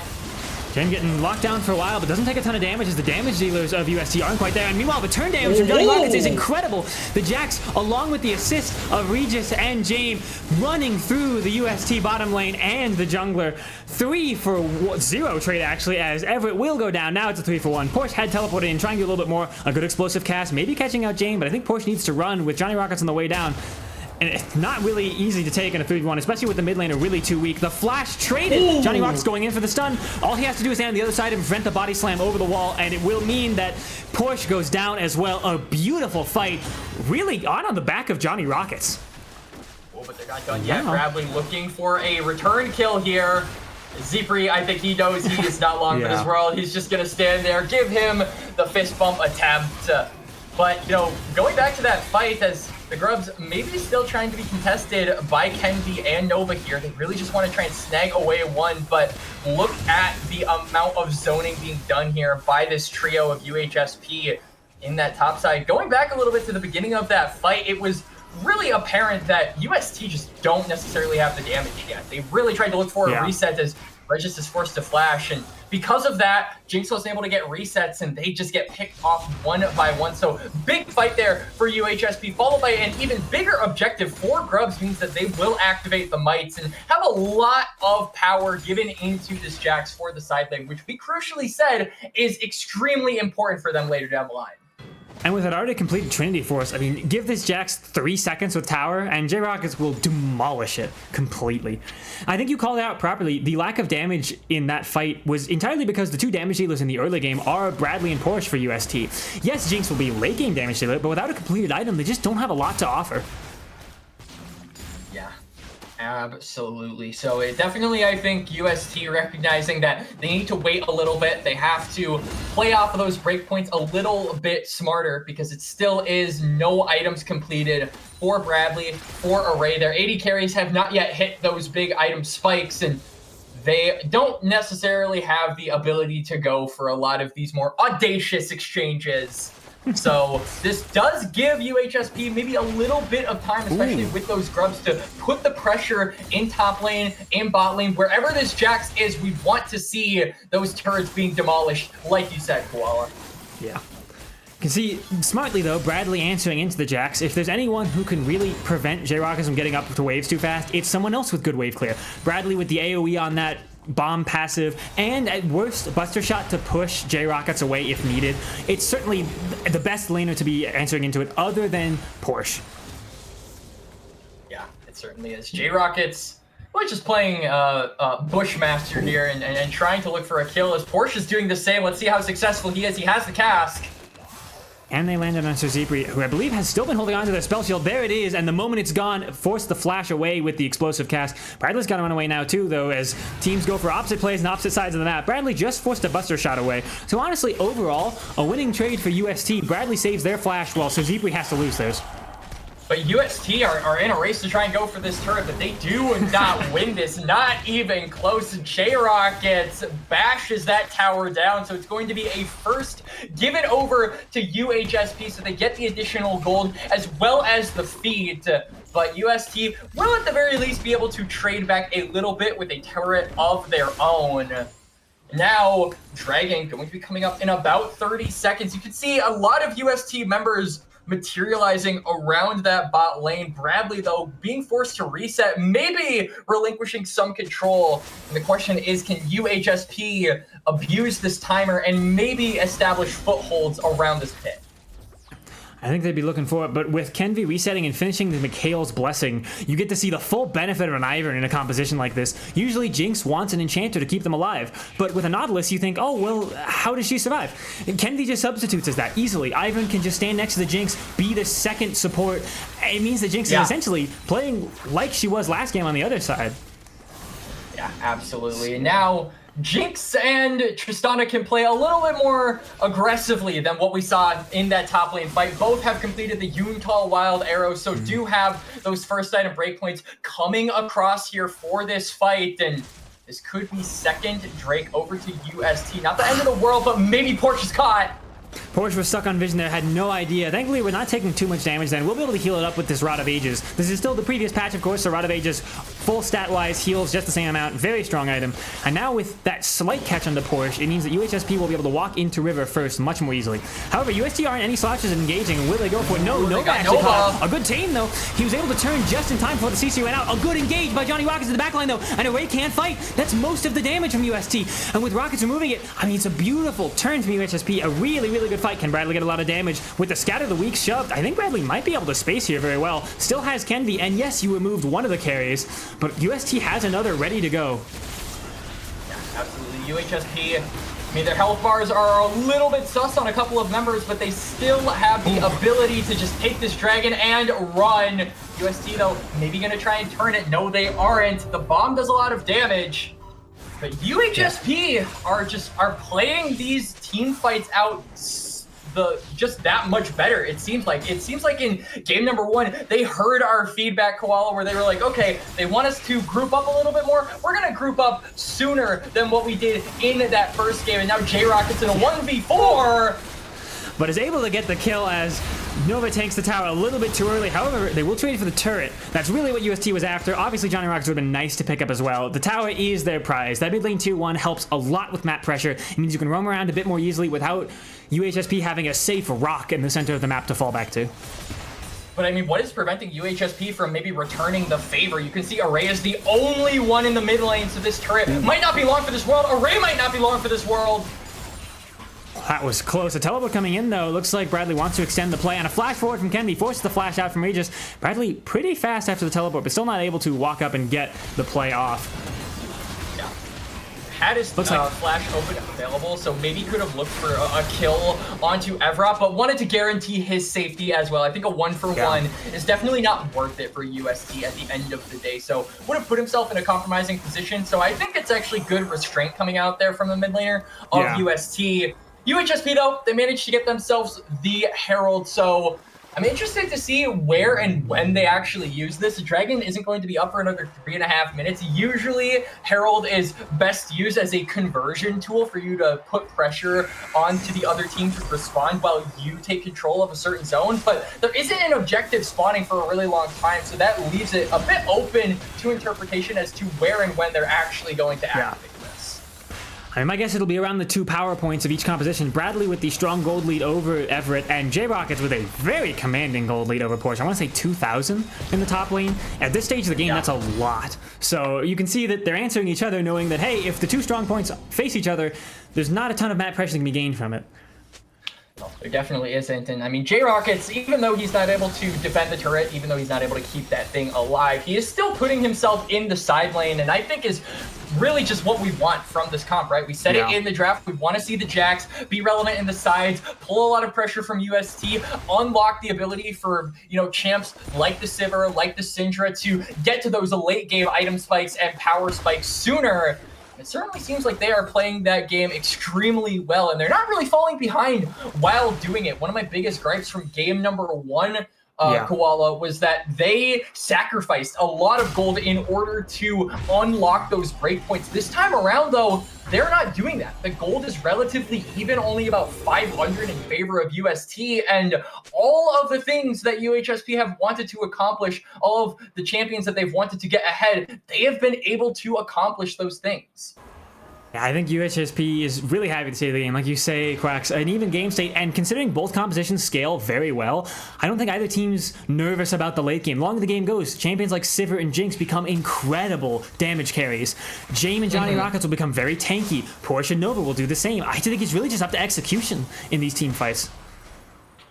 Yeah, UHSP kind of about just taking the fights at a bit of a slower pace, right? Allowing the Sivir to deal the damage, whereas UST, complete opposite, right? Burst down a certain target as soon as possible and get those resets. So that'll be really interesting to see when those 2 very different team fight styles actually clash with each other later down the line. And we're getting closer to that fateful event. The Otacon is up. That Dragon is about a minute from spawning at this point. Both of these teams are gearing up for those late game power curves to be there in the next few minutes.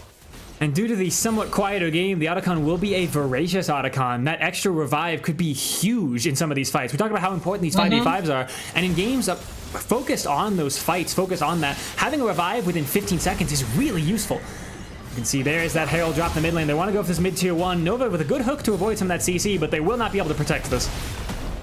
Yeah, and now I expect they're just going to try and move down toward that river. We said they wanted to use this as a conversion tool to gain control of a neutral objective, and they are going to do just that. The one thorn in their plan, though, is Porsche. He's pushing down in this bot lane, and You can see UHSP, they're forced to respond. They're going to maybe try and look for a kill here, though, but it's certainly going to be difficult. I mean, this is Gragas after all.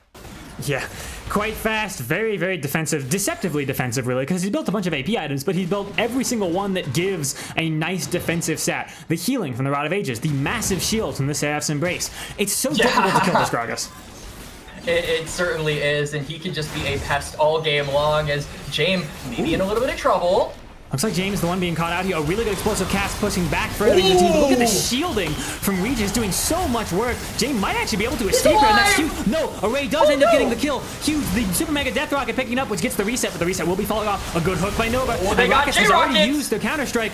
Can they finish it off? Everett manages to pick up Nova in the backline using their unleashed power, and it's a very even fight. 53, a double stun from the Syndra there. I haven't seen something like that in a while. That was impressive. Yeah, and look at all of the members of UST. They lose Nova, but the rest of them are at around half HP. J-Rockets is also putting the pressure in the mid lane. It's going to force UST to respond. Bradley wants the smoke, but he might not be able to handle the fire.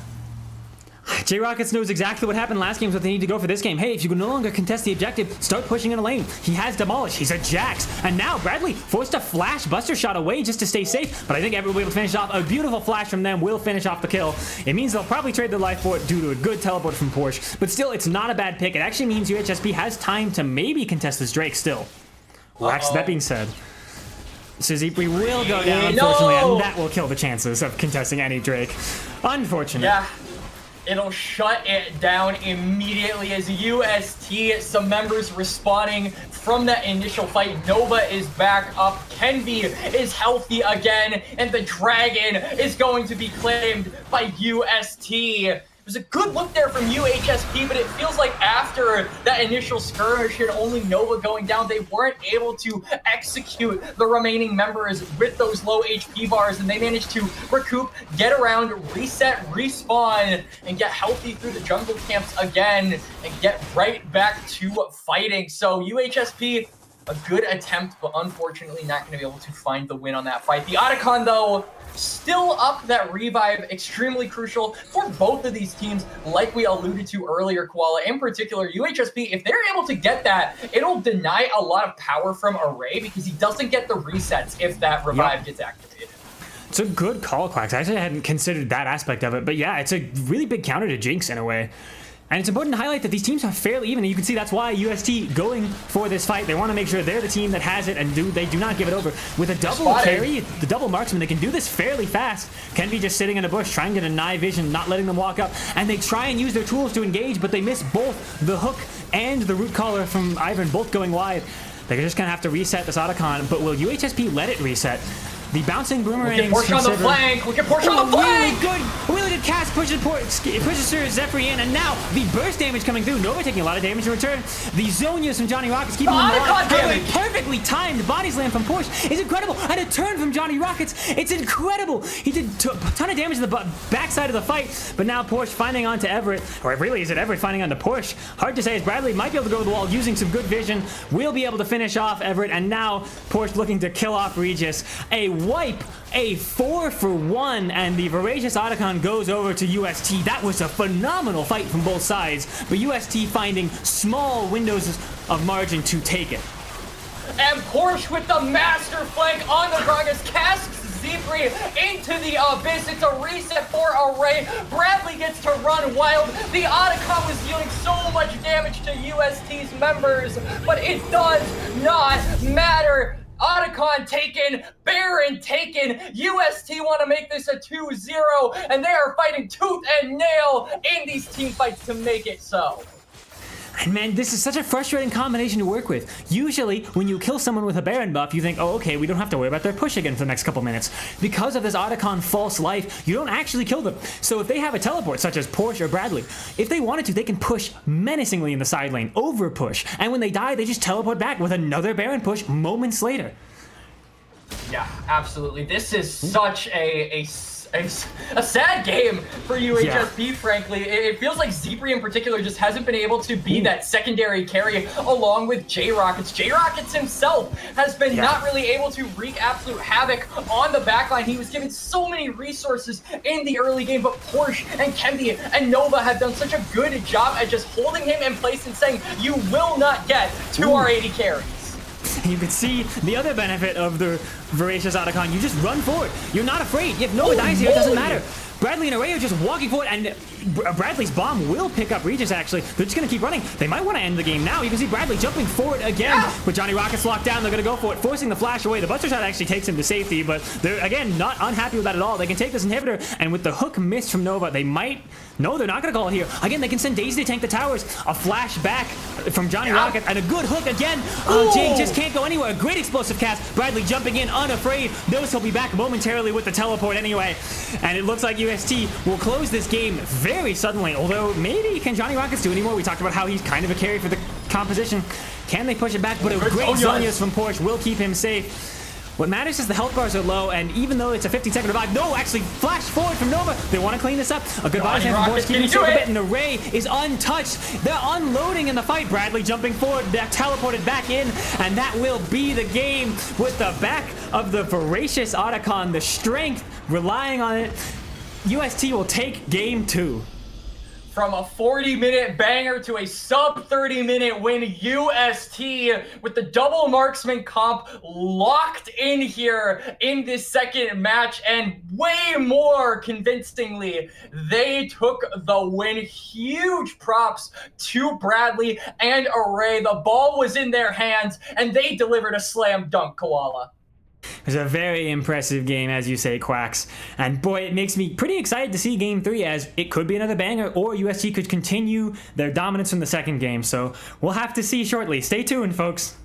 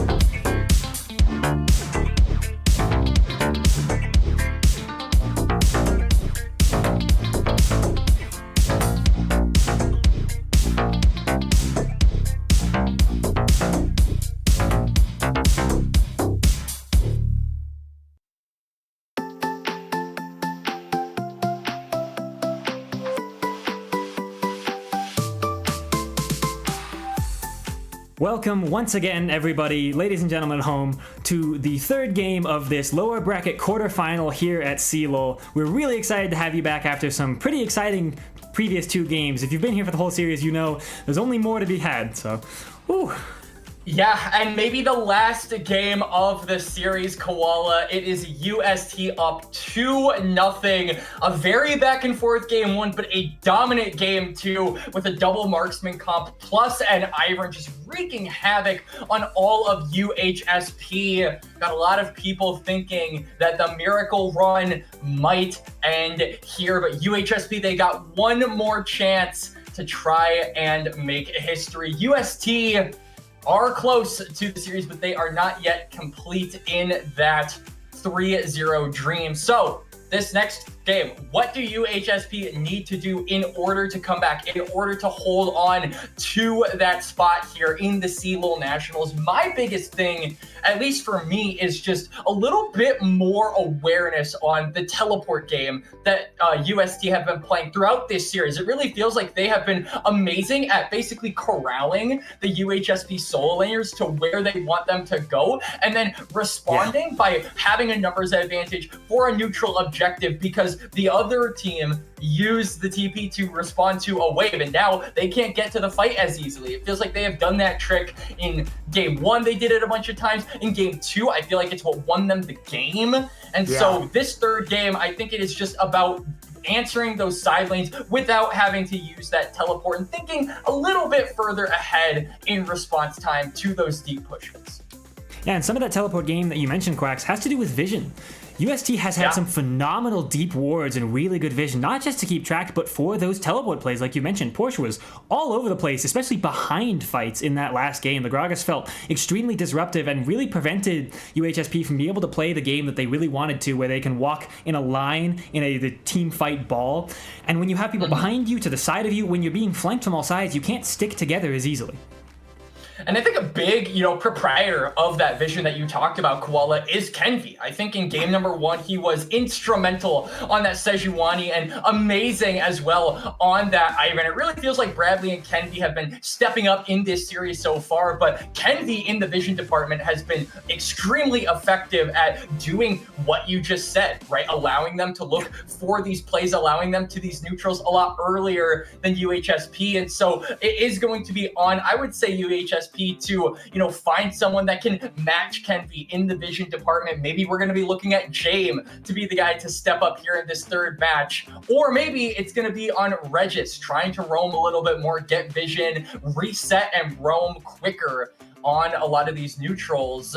That is the big thing. I definitely agree with you. I am interested, though, to see what we're going to be, what's going to be similar to game number two, because it really feels like UST found a style that worked. That double marksman was extremely effective, so why not run it back? Right? Why not try to go for a similar strategy? It feels like the mid-jungle combination of Bradley Kenvi has been extremely effective at just putting UHSP in uncomfortable spots.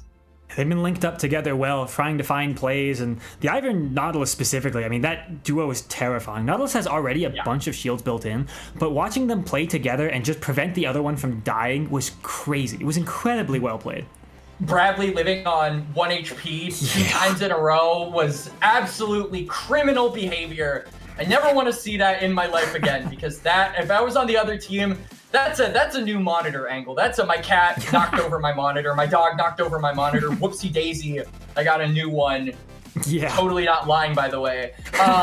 So I don't know, right? I agree with you. I feel like Bradley was kept alive way more times than he should have been. He was a lot safer than he should have been allowed to be. UHSP, I feel, didn't do a great job at trying to abuse that Tristana. And we're expecting that, of course, assuming that UST run back a similar strategy, they've got to respond to that mid lane a little bit better. 100%, especially if they're going to have to pull off the reverse sweep, because UST is up 2-0, they need to win 3 games back to back to back. They either need to find a new strategy that they can run with the whole way, or really iron out the small problems they've had in the strategies they've run. Because if they can't, it will be a 3-0, as some people have been predicting. Yeah, some people have been predicting that, but hey, I mean, CLOL Top 32 2025 has been home to a lot of extremely close series. We've had a couple of reverse sweeps. We've also had a couple of almost reverse sweeps as well. So, you know, maybe something happens here. A lot of people like to say that the 3 games back to back to back are super uncommon in reverse sweep fashion, but not here in North American CLOL, Koala. They have been a little bit more common than I think you expected. Well, that gets me excited, Quacks, because it means as jumping into Draft 3, don't get too comfortable with your predictions at home, folks. We've still got a series ahead of us. Yep, and it says UST are on the blue side, UHSP are on the red side. Hopefully that is actually what's going on this time around. I'm a little bit sus, though, given that UST are the ones banning Gwen and Nefiri, which are almost always banned on the red side. So we can confirm, in fact, these sites are correct. UHSP has opted to go into the red side, and it shows that these teams are more concerned about some of these different picks on different sides. I agree. It's a little interesting to see, but yes, these sides are correct from what I've been told. Okay, so UST actually just gonna lock themselves straight out of the Gwen, straight out of the Nefiri, and the Lulu. They're not gonna allow themselves to first pick that. And meanwhile, UHSP sticking with their bans, 2 over to the side of Array. They're gonna be targeting that Azir from Bradley. UST, are they going to run back a similar strategy, just lock in the Tristana? Maybe the Ambessa could be a lock-in too. Corki is also really strong and does have that flexibility, so keeping up with the theme if this lock-in is there, and it will be, Koala. I think it's a strong champion. You can flex it mid nowadays somewhat, but mostly it's a dominant bottom laner with a really good engage tool. The Valkyrie forwarding, ever since they made Corki deal a lot more true damage, it means that Corki can play aggressively early, and with an aggressive support such as, we've seen things like Nami recently, I've seen some more engaged supports like Alistar, Nautilus, things like that would be very strong, and as an answer, UHSP will take Ambessa and Sejuani, a great 2-man duo, a melee champion for the Sejuani, and Ambessa who has great dot.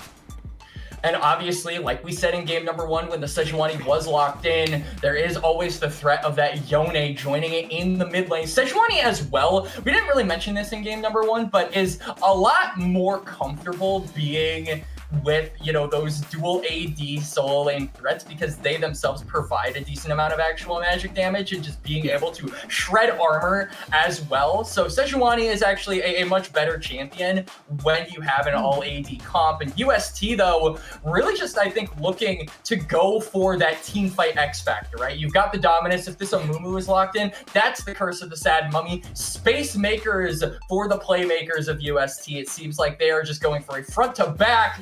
But then scratch that, Nidalee is locked in here for UST. Can these special signature champion? That's exciting to see, specifically because it's paired with the classic combo of Nidalee Renekton. Some people say Nidalee's spears are hard to hit, but when Renekton has a point-and-click CC button, you're gonna hit it. It's gonna happen. Yeah, and now, you know, my eyes are on what UST are going to pair with this, right? Particularly in that mid lane, there are things like the Syndra that with the scatter that we can set up for that spear to hit. The Nautilus as well provides a lot of opportunity for Nidalee to hit that skill shot. So just getting a lot of those champions that can provide that opening for the javelin toss to find its target, I think that's what UST are going to be going for. And UHSP aren't really, it seems like, concerned with taking those off the table. They target the Lucian. They're going to target the Tristana instead. No frontline, no supports are being banned away by UST, which gives them honestly the green light to really play around with this Nidalee and give it the best possible supporting pieces it can get. Yeah. And you can see them banning away some of the champions that are very strong to their own. Braum is really difficult to deal with from Nidalee Corki. A lot of their damage comes from one direction, and Braum can just put up the unbreakable wall and become very difficult to deal with. So a good removal from them. I wouldn't be surprised if we saw another support like that. A Karma would make sense. Really good shielding, good mobility to dodge away from a Corki, and something like an engage on a Renekton. Makes a lot of sense. And now I'm wondering, we're probably going to be seeing, I think, the mid laner picked here. I think UHSP want to commit to giving support B5. And I like the Ahri. I think the Rise also has a lot of value, and just being able to not only get that really overpowered champion, but deny it from UST, as Rise is really good when paired up with Nidalee. But they are going to go for the Ahri. This does leave a ton of avenues open for UST. Really, the ball is in their court. They could go for just about anything they want here in mid, but it actually looks like they're going to commit that Corki to the mid lane instead and give Array his tried and true Ezreal, Koala. It kind of makes sense when you have a Nidalee as a jungler. You really like to have them be pretty much the only source of magic damage. It means Nidalee can be a very hyper carry, which she wants to be anyway. To be honest with you, though, I really would have liked to see this Corki go bot and maybe see a Sylas. I think Sylas would have had a lot of cool ultimates here with Ahri's, the Spirit Rush, the Sejuani ultimate. I just think there's a lot of cool things he could have done. But this is the route we'll be going down, and a Leona would actually be a phenomenal final lock-in. Very strong champion currently.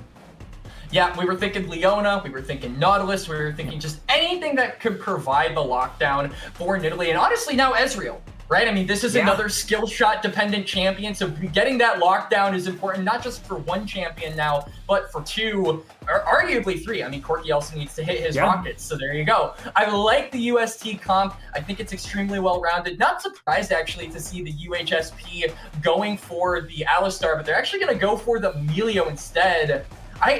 I honestly would have liked to see the Alistar. I mean, part of the reason they banned the Braum was because they didn't want that meat shield to just stand in front of all the backliners. But now you would have had a meat shield in the Alistar, but instead you go for the Melio. I think it really is putting a lot of reliability on the Sejuani to be the frontliner from here on out. But Jaime, as we've seen in both games 1 and 2, has been heavily targeted and bullied in this series. And so I think it's a lot of reliability onto one piece. And I'm just not sure that's going to be enough for the giant damage dealers of UST that are going to be scaling as time goes on, keep in mind. Yeah, I agree. I think the Melio is a good answer into the Leona, which is probably why they picked it up. The cleanse to remove a lot of what Leona wants to do is nice, certainly. But as you say, Quacks, it means that you have essentially one frontliner. Yes, Mbessa kind of can be, but the more time Mbessa spends being a frontliner, the harder she has doing damage. She needs to be diving onto this backline, trying to disrupt a fight. She can't keep a Jinx or an Ahri alive. So we'll have to see if UHSP can manage to get Sejuani to work as a solo frontliner, or if UST can poke them out with, like you say, this triple threat poke composition, Ezreal, Nidalee, and to some extent Corki.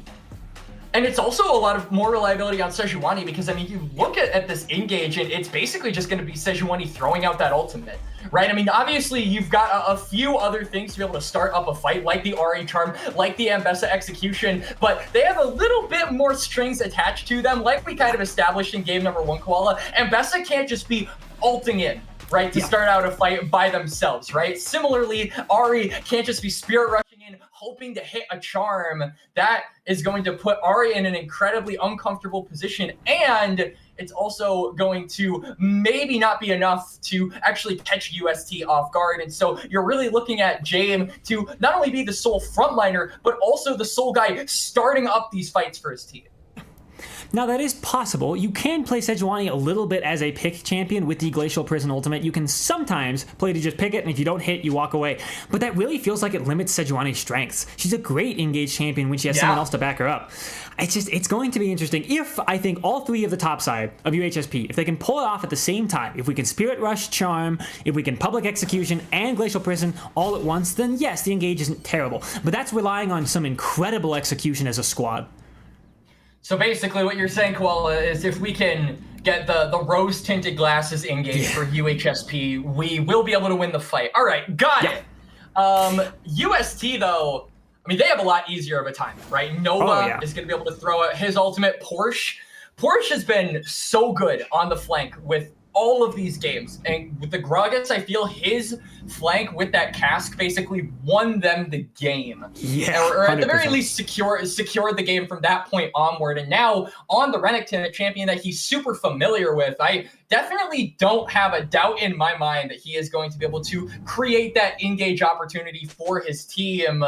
Yeah. That's kind of a scary thing to say for UHSP fans because your back is against the wall. You're at the edge of the cliff, one step away from falling off of it into the abyss, from getting eliminated in this tournament. And already Zipri at half HP having to commit the ghost, Koala.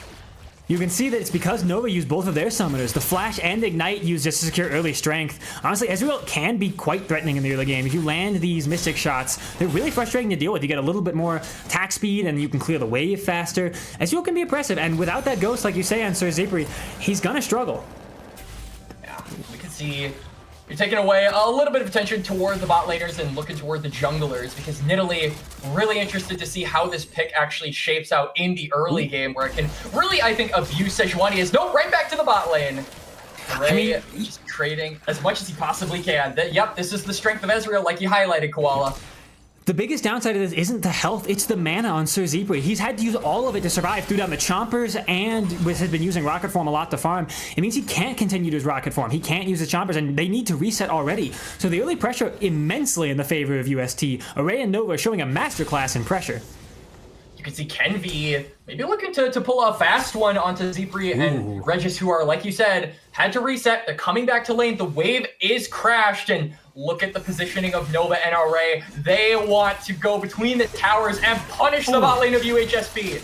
Zenith Blade didn't connect, but I don't really think it matters. So Zebri going down so low. The flash forward from, flash out actually from Kenvi, as the good jump forward is what did all that damage. And now Sir Zebri had to spend so much time recalling, walking back to lane, and is immediately denied another wave. And this time it's a cannon wave. He's so far behind now. Yeah, it is rough for the Jinx, and this is the champion that we're looking at for UHSP to be the big carry. Jame as well wants to make something happen on the top side, but that Tribush ward is going to immediately spot him out. He's not even able to take away a camp from Kenvi. There just isn't enough tempo for the Sejuani, so amazing timing coming out from the Nidalee, as he is actually not going to secure the crown. I thought he did, but he's just going to at least chunk out Jame. Ooh, a good charm denial from Everett will make sure that Jamie escapes. Although, do they? Oh, and the extended range from the mark of Nidalee secures that jump. A 2-0 lead is Kenvi. They've only done 3 of their camps, but they don't need more camps. As far as they're concerned, champions are camps. My goodness. Yeah.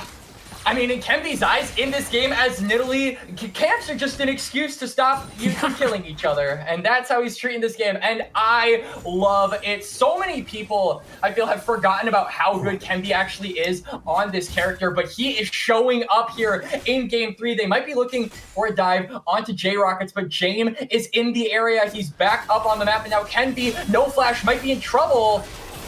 Can Porsche making time to help? It looks like they might be able to. J-Rocket's a little bit low, and there's another kill over to UST. This time picked up by Porsche, but still 100% kill participation from Kenvi. Disaster strikes on the Rift for UHSP. J-Rockets can't even use his flash defensively, so he goes down, does have the teleport, so will be able to catch this crashing wave from Porsche. But it's another Darksteel stack acquired there for Kenvi. 3 stacks at less than 5 minutes in, as Porsche might be in trouble. He tried to crash the wave, but it might have costed him his life. He will be able to get out there, but he's certainly playing with fire. UST are playing with fire so far in this early game, but they are the fire benders if ever I've seen one. And you can see the farm difference going heavily in favor of UST in both top side and bottom side. Yes, Porsche lost a little bit, doing have to recall there, but we'll teleport back, pick up several more minions, and honestly, it's just dominance across the map from UST. The closest position the UHSP has in their favor is the mid laner, where Everett needs to be the one to find these plays. Now, Ari's a good playmaker. She has Spirit Rush and Charm, which are super useful post 6. And I think we're going to be relying on her to roam if UHSP wants a chance to get back into this game. Yeah, we absolutely are. I mean, Everett is going to have a weight on his shoulders to be able to perform on this Ahri to bring his team back from the brink. But now J-Rockets might be going into the brink, as we got to fight in the mid lane as well. Oh, the flash forward from Bradley knows he can finish it off once the Spirit Rush is out. And again, just pressure for USST. In the top side, actually, is Jame going in mid, will be able to finish off Bradley just barely. There's the stun, and the damage will come out. The spear will not hit, but you can see Johnny Rockets forced so far away from the lave and top side. He forced a flash away as well. Just, it's so disastrous. Now Porsche with the level 6 wants to try and maybe make a play here. And the support jungle can just walk back up. You talked about how Nova and Kenvi have been linked up so well. Another kill gifted over to Porsche. And with a 2-plate lead, a level lead, it's just disaster. There's nothing that UHSP can do. No, I mean, J-Rockets literally doesn't have teleport, so this entire wave is going to go down the drain, but now Array might be in a little bit of trouble. He does have the flash. Will be forced to use it defensively, getting away under their tower, and it just means that Sir Zebri and we just be able to have a window to get back in the game. But it's just that, getting back in. They were already so behind. This isn't a huge lead that UHSP can be happy about. It's just a consolation prize. It certainly is. And Array isn't even going to go for the reset. He says, all right, Nova's here to body block any stray shots from the Jinx. I should be safe to, at the very least, farm this wave under my turret before going for the reset. So even then, it's just a rough spot for UHSP to be in. Those grubs are also taken on the top side. You can see that James wants to try and trade in the bot lane, wants to try and go for this dragon, but already Kenvi has those sword shoes, so we'll be able to get back very fast and might just be able to run interference on that objective. Man, it was a good trade from Everett. It looked like they were really winning it, and then Bradley turns around in maybe 2.5, 3 seconds, and the healing from Kenvi actually on the side there, making sure that Bradley walks back in the lane with more health than Everett has, despite the even trade. And it means that due to the strength of the just a little bit of advantage they have in the mid lane and the strength of Nova helping out, another objective will go over to UST. This will be their second so far, with the first 3 grubs secured by them as well. It's a dominant performance. Oh, I feel like dominance would be underselling it at this point, Koala. This has just been a masterclass from UST. This top side has been getting so much done around the map. 2 objectives to their name. A bunch of kills as well. 5 in 8 minutes. And UHSP just really haven't had an opportunity to respond, but they might be looking for something in the bot lane. Here comes James. Unfortunately, it splits the goalpost there as the old and actually Nova goes in a bit, can finish off Jane here. And now can they turn it around? I think Array's a little bit too low health, but with the lockdown, you can see the True Shot Barrage doing a decent amount of damage. Still, with Suzuki's range, it's not bad. And with the roam down from the mid lane, we talked about Everett's needing to roam to help out. Can they do a lot? However, a really good spear from Kenvi secures another kill, and now Everett has to run away. A good charm might deny Kenvi from doing any more. Look at how low health Regis is. They can't do much more, and a good super mega fire kick, or whatever the name of that Q is, will deny it. Yeah. Ooh, a really good public execution. The perfect time from J-Rockets will actually secure them a shutdown. That was clean. Hold on, this is a really good turn. Maybe going too far. Oh, Kenvi got way too greedy there. A great duo combo from Everett and Regis. I mean, UHSP starting to claw back a small amount of gold. Yeah, UST feeling themselves a little bit, going a bit too far up and getting punished for it. So a couple of shutdowns given over to them over the course of around 30 seconds to a minute, but feels like that is only a consolation prize. They're still 2,000 gold down. They're still super behind in this game. That shutdown on the Kenvi also went over to Regis, so the Emilio of all people is going to pick that one up. He will at least be able to get his first item, but still not where you want the gold to go. UST still dominating in this game, but I feel like they got a bit of a lesson, right? Don't drop the ball, because you certainly still can give over these kills to the wrong members. In the words of Han Solo, don't get cocky, kid. You might be very strong, but there's certainly a way to get back into the game, especially with, shout out to Everett, we've talked about items a little bit, the Rod of Ages build on Ahri still. This will actually be a fairly tanky Ahri to deal with. The poke might be able to be out-sustained due to Ahri's passive and the healing from the Rod of Ages passive as well. So I like the build decision making here, and now Porsche going in, but James has come up to help out, and actually took a bad trade there. Can J-Rockets do a lot, forcing the flash out from Porsche.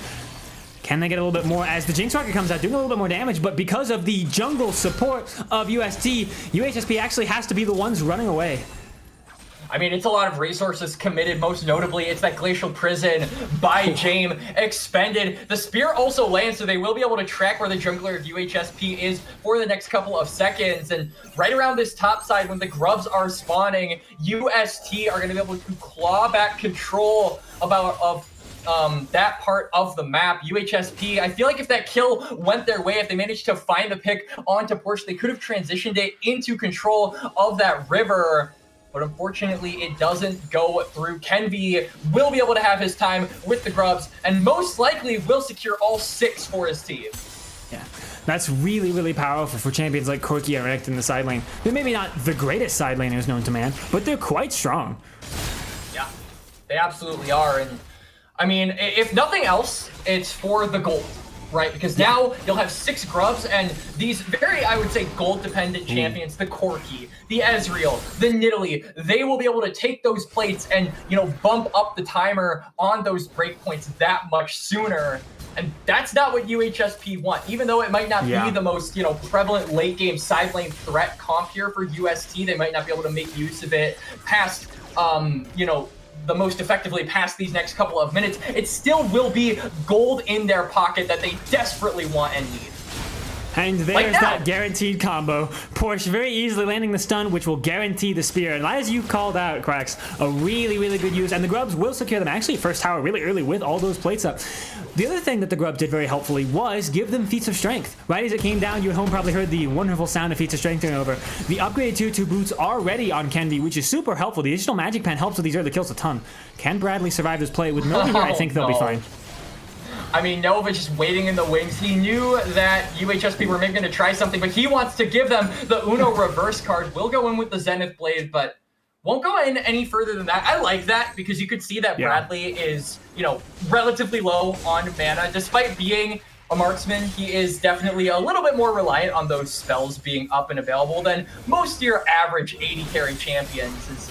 Now we've got the dragon up. Kenvi, though.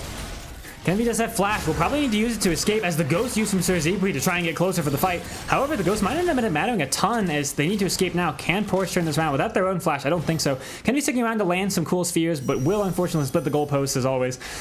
I mean, it's been a close fight there. I like the idea from Jane. Immediately turn the fight. Press that Glacial Prison instantly. You know your bot lane's on the way. Unfortunately, Nidalee is also quite slippery of a champion. The multiple different jumps you can have with the resets on marked targets, it's really annoying to deal with. Absolutely, and you know, that damage onto the Nidalee isn't going to matter a ton either because of the self-sustain that Nidalee does have, but double teleport might. Can they catch out Kenvi? Kenvi healing himself, but it will not be enough, and J-Rock is picking up a huge kill right as the Drake spawn. With the jungler being down, I don't think UST can contest the Mountain Drake. I mean, they might look for an opportunity, but that public execution is still there for J-Rockets. He might look for further aggression onto UST. He has an angle. That was a very, very clean public execution. Now can Bradley escape? I think they will be able to with the Valkyrie backwards, but still another catch in Nova while the Drake is being secured. Very good decision making, like you called out. I mean, this is impressive. I think UST is putting on a strong game, but ultimately UHSP in these last couple minutes showing that they are not out of this.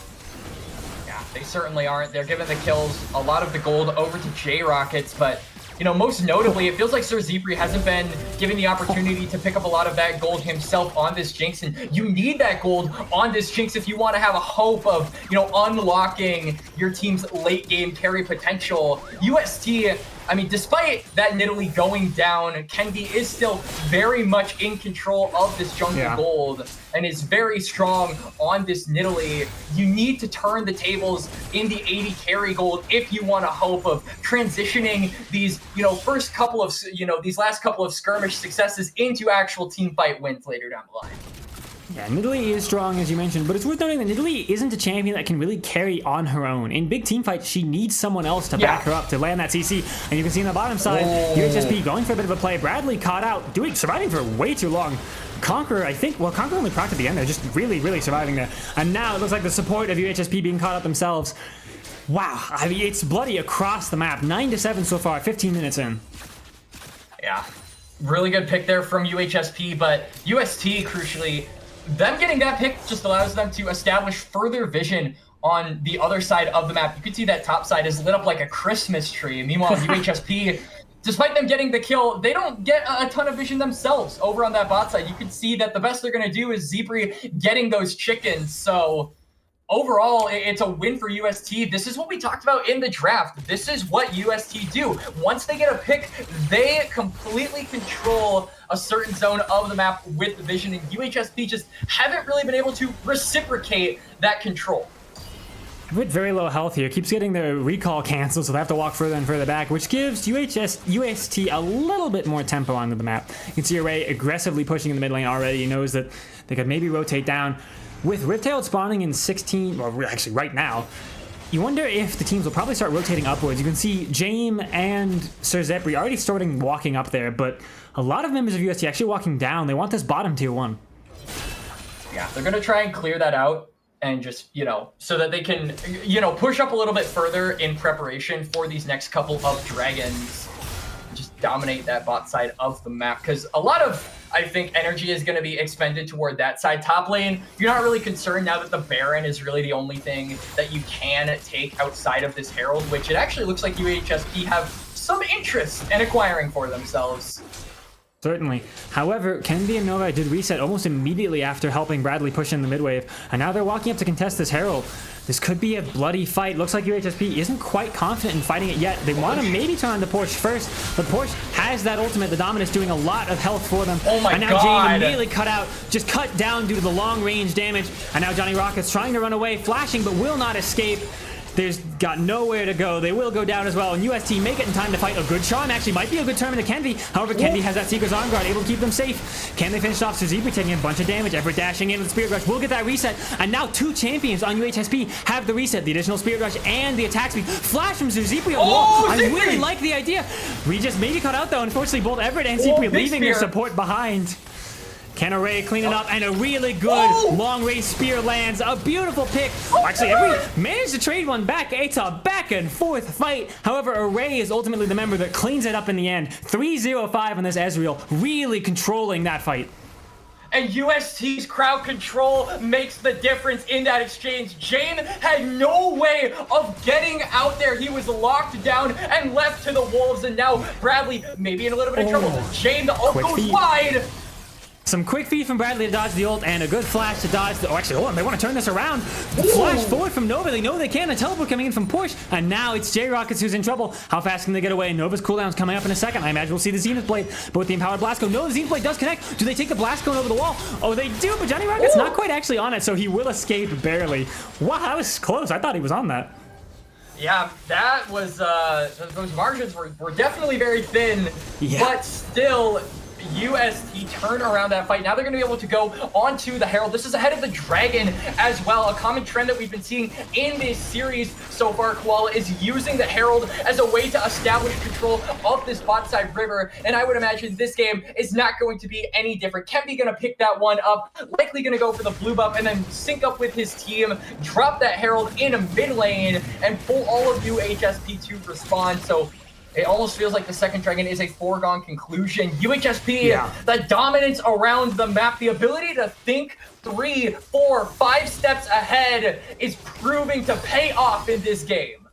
Porsche walking up along with the help of Kenvi, uses the early spear, but knows that it's probably just worthwhile. Porsche forced to walk away. However, they did get the Spirit Rush out of Ari, and in this build, it's a long cooldown as Kenvi actually jumping back on Jane. Can Jane get away? Can get the stun here, and will probably use the walk away. However, maybe looking to stick around. I think that might be to their demise. With Regis on the way, that good defensiveness is there.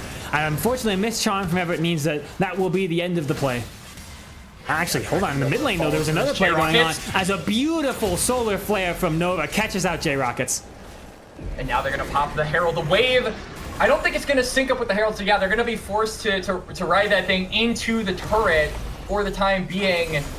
I'm actually interested to see if this amounts to a turret. Oh yes, it definitely was. They have 6 scrubs. What am I talking about? This is the beauty of having that buff in your pocket. And looks like they want to crash in again, but Everett will deny it. Now Kenvi Bradley pushed up a bit. They've got good ability to run with several dashes on both their, well, one dash, but it still sure feels like several when they're so mobile. You can see actually Bradley almost Chovy here, along with Array, some insane CS numbers already.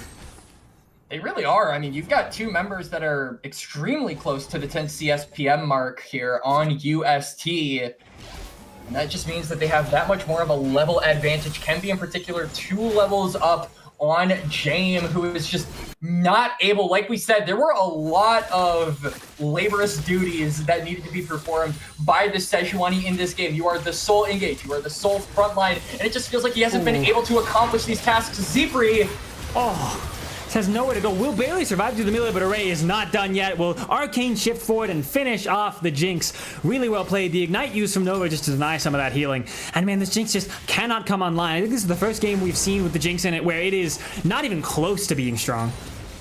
Absolutely not. Zipri has been starved of resources, devoid of really any assistance, it feels like, from his team, any setup from his squad. UHSP are just falling apart at the seams, but they're going to try and go for a kill.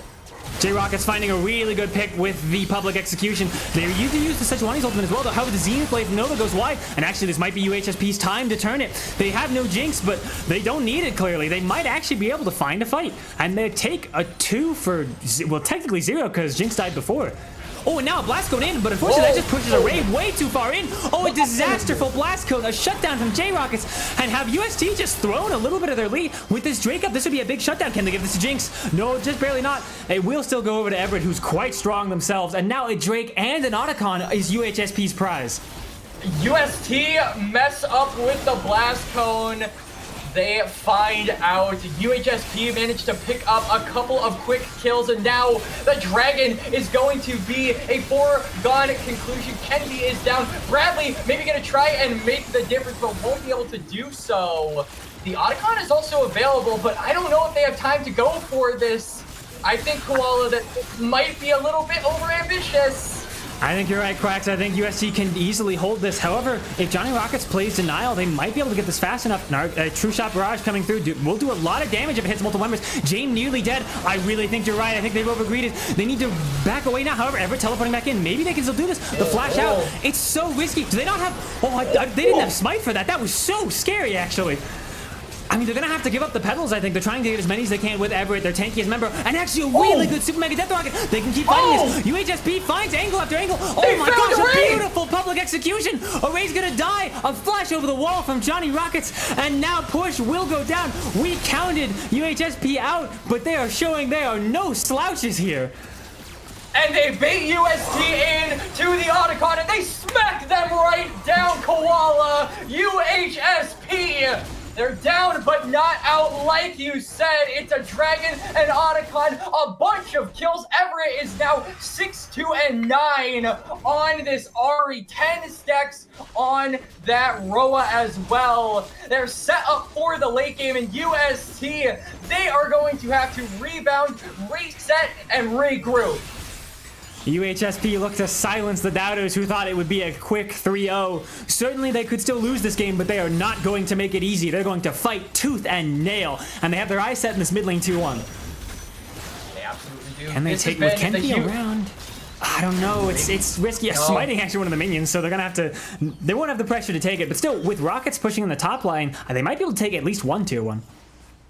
They might be able to. I think it really just feels like these turrets have prevented them from pushing up further. They're trying to just desperately take them as Nova might be in a bit of trouble. I think they will be going down here just barely. The sustained damage over time from UHSP is really strong. And we talked about a little bit during one of the previous fights, but the double resets that UHSP have are incredible. Yeah. If Everett gets the reset in Spirit Rush along with Sir Zebri's reset, they unload in fights. The mobility, the damage, it's terrifying. And, you know, while the UHSP comp is rising in that scaling department, it almost feels like UST is going down. Kendi's lead, it feels like is obsolete at this point. He's 60 CS up over James. It doesn't matter. He's 2 items. It doesn't matter. The Nidalee has been having such a difficult time finding agency in a lot of these team fights, and UHSP are abusing this fact. They are constantly looking for ways to insert themselves into a skirmish because they know Kendi is not as strong as he was in that early game. It's the downfall of Nidalee, man. It's so rough. Like you said, Quacks, it's so strong early, but later the game goes on, it's easier to dodge the burst damage from Nidalee. And then she has no utility. There are no stuns. She heals a little bit, certainly, but that's it. If she can't one-shot you, she's done. Yeah, absolutely. And it feels like Kenvi, you know, trying to set up a little bit of vision with these traps, pairing up with Nova. This is something that UST have been doing to a lot of success over the course of this series, but it's something that they need to continue to do if they want to claw their way back into this game. They still have around a 4,000 gold lead, but honestly, Koala, I feel like that is a complete and total lie. That gold lead right there is fake news because UHSP are winning team fight after team fight and proving that it is a false gold lead. Well, a lot of a gold lead depends on how late you are in the game, right? 25 minutes in, 3,000 does not amount to much, and most importantly, the level differences across the board are actually in the favor of UHSP. Certainly, Kendi has a level up, but otherwise, J-Rocket's up in top, up 2 levels in mid, Everett is, and Sir Zebri even, support up a level. The experience is so far ahead for UHSP, it's really, really helping them. Yeah, it absolutely is, and this train for UST seems to be running out of steam. They haven't gotten a kill in like 6 minutes, 7 minutes. It was 17-9 at one point. Now it's 17-18. it really just tells you what has been happening over the course of 5 minutes, how hard UHSP have come back, as now the teleport is expended. You can see that they want to go for this Baron, but this is a risky call. It almost feels like an overforce on the Pharmaceutical College's side. Yeah. I don't know if they can do this with UST all the way up here and a really good True Shot Barrage down the choke point. It means they're going to have to give this up, and Baron will reset, not fully yet, but I don't think either team is really able to finish this off. Yeah. But I mean, crucially, UHSP, they kind of surrender control of this mid wave. They're not able to commit toward the Baron, and so UST, they're going to be able to push mid, they're going to be able to draw attention to themselves, and then immediately go down toward the Dragon. This would be their second Drake of the game. It would be soul point denial for UHSP, which would be absolutely huge, and just buying time for you to come back and find a way in this game. They actually get inhibitor of all things, so that is a bigger advantage than we anticipated. Into the public execution, and the rocket comes through. Does not hit Bradley, but Bradley will still go down. You talk about the ability to go take Dragon, but I think that's completely squashed now. UHSP running forward, trying to get what they can. They will be able to lock down Nova, and that's such a strong member. That's essentially most of the front line for UST. With that down, it means that UHSP can turn to the Baron instead of the Drake. Array's trying to poke them out, make them a little bit low, maybe make them doubt. A good dash forward from Everett. The last use of the Spirit Rush. Can UHSP take this uncontested, or can the poke from Array and Kenvi dissuade them? I know it's going to be close. It certainly is. I mean, look at how low Regis is. One stray spear, and he goes down. These frontliners are also getting taken so low. J-Rockets to about half HP. This is a really risky call, but they have to commit to it. They have to find a way back into this game. A lead that will solidify themselves ahead. Can they steal it? It's a 50-50. Can he do it? It's so down so low, but no, he does not steal it. And UHSP able to turn the fight as well. They only lose 1 for 2 members so far in Arrays on the back, but has to run, has to flash out to safety. But he's on the wrong side of the map. Where is he going? I guess Bradley might be here to try and help him out. Maybe the 2 AD members of UST can secure each other's safety, but I don't know if they can. Actually, another choke point. True Shot Barrage goes down, but will not hit anybody. And UHSP forced to retreat as well. Still, they take the Baron. They take several kills. They are happy with how that plays out. Yeah, they managed to get the Baron. They managed to get everybody except for Everett escaping from that predicament. And you can see that Baron buff is going to be a lot harder for UST to deal with. They were really priding themselves on being able to abuse that range to gain control and thus transition it into prio. But now the Baron minions are tankier. They're tougher to kill. UHSP can march down toward the bot side river, threaten this Dragon, and potentially soul point. This would be a huge benefit for them. Chemtech's soul is incredibly strong. We talked about it earlier in the first game, I believe, with how strong it is. It's just incredibly scary. UHSP has some good champions for it as well. This Ari build is all about sustained trading, getting low and being able to heal it back up, and Chemtech's soul works wonders for that. Absolutely, and you talked a little bit about the Ari, but I also want to pay attention to Everett's build, right? He is extremely close to getting that death cap, and that is going to be the doomsday device for UHSP to use in a lot of these fights going forward into the future. And UST, they don't really have a response button. I mean, Bradley is super far behind compared to Everett, around 2 levels behind this Ari. J-Rockets as well is really putting the hands onto Porsche. There's a 2-level difference between the top laners as well. Really, it feels like their biggest depending factor was this Nidalee, but Kenvi has just completely fallen off. This man is like a Minecraft. This man is like a Minecraft YouTuber in 2016, not relevant to the game anymore. Unfortunate, as James stunned the tower for a bit. Look at the amount of healing and shielding. We talked about the Milio's value. We were worried about it being a frontliner, but clearly it's just doubled James' ability to frontline. Now that it's strong and quite fed in this late game, ultimately James just 2 tanks. You have to get through him twice. Yeah, literally. It is so damn difficult for UST to actually claw back any control of this game. You can see Bradley, though, is putting pressure on the top side, actually burned the Spirit Rush out of Everett, so will force UHSP to reset, regroup around that top side, and buys a little bit of time for UST to establish vision around the bot lane. But, I mean, realistically, how long is that going to last? Kenvi has his traps, Porsche is in the area as well, but it feels like you're just playing catch-up, right? You're not really trying to get a lead. You're not really trying to, net an advantage. You're just trying to be on even footing by the time this Dragon spawns and the soul is threatened by UHSP. I mean, really, I think Cracks, the only way UST has back in this game is, like you mentioned, Bradley, doing a lot of damage in the side lane. Quite a strong member here, almost has what looks to be an Infinity Edge soon. I think that would be a huge turn. Yeah. I mean, Ezreal's strong, but he's not usually a traditional AD carry who can immensely deal this consistent damage. Corki is. So if UST wants a way back in the game, they need to make sure Bradley is present for these fights. Yeah, they absolutely do. Bradley needs to be protected, but you don't have a lot of peel outside of Nova and Portia. Honestly, it doesn't feel like that might be enough as J-Rocket's maybe in a little bit of trouble. But J-Rocket's going in. Takes down Bradley in the 2v1 and might be able to take out Kenvi. This is a level 18 Mbessa who's doing so much damage. Kenvi, can you survive?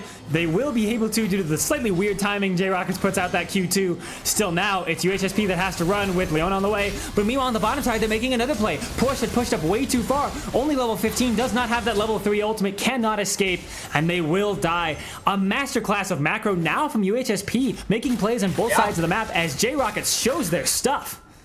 Yeah, they're corralling UST, forcing them to respond. They're being a lot more proactive in this game than they have been all series, Koala. And it is paying off. Array and Kenvi in the mid lane. They're going to have to send someone to respond to that bot lane now. I mean, it's both tier 2 and tier 1 turrets taken in bot side, which is going to be huge for UHSP in these next, minute and a half, because that dragon will be up. They've given themselves a lot more space to play with and a lot more area to ward.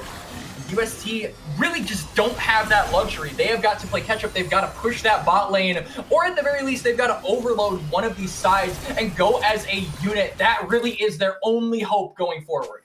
I mean, if you're a UHSP fan, you are really happy to watch this game, seeing life back in the team. Yeah. I mean, they're down 2-0 in the series, but with a game like this, I'm starting to believe they could really pull this back, as once again, J-Rockets takes out Bradley. You can't answer into J-Rockets anymore. No one can individually, and clearly sometimes the 2v1 doesn't even work. Ever going in, trying to land this charm, forces the flash out of Array.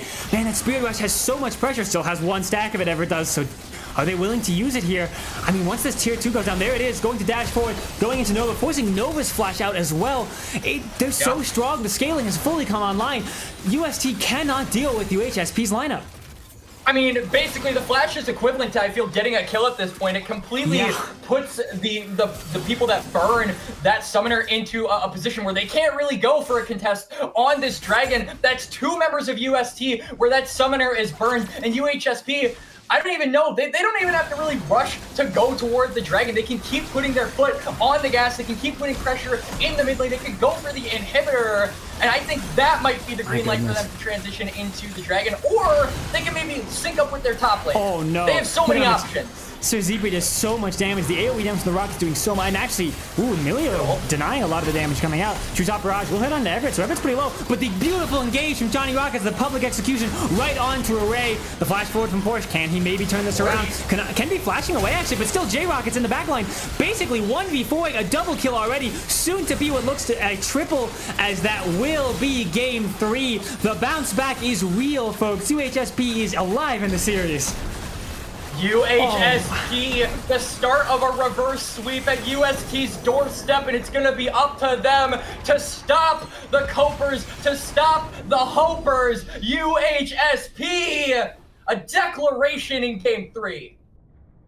Oh man, with that, I can imagine you folks at home are just as excited as we are, because a game 4 is soon to follow, and it's going to be really exciting. Catch you soon.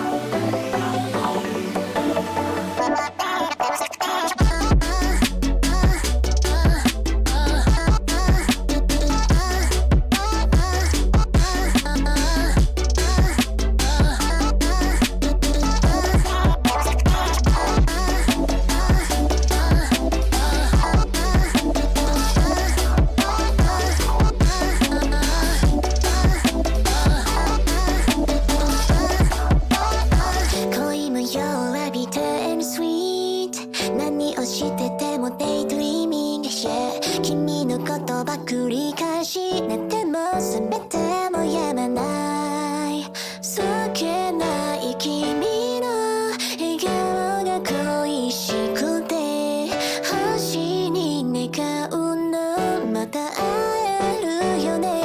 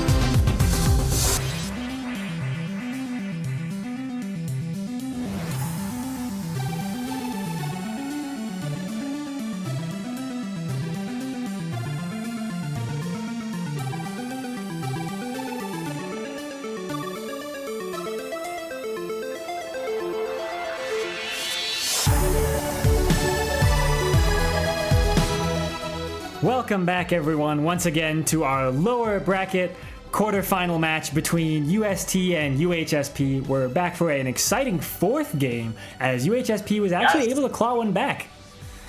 It was an extremely exciting game number 3, right? I mean, we lost a little bit of hope after game number 2, thinking, all right, UST's Jaws, the last bastion of the South, they're going to close this series out with a 3-0. A lot of people were expecting that to be the series score, but haters be damned and doubters. It's time to change your minds. UHSP coming back, like you said, Koala, in that late game.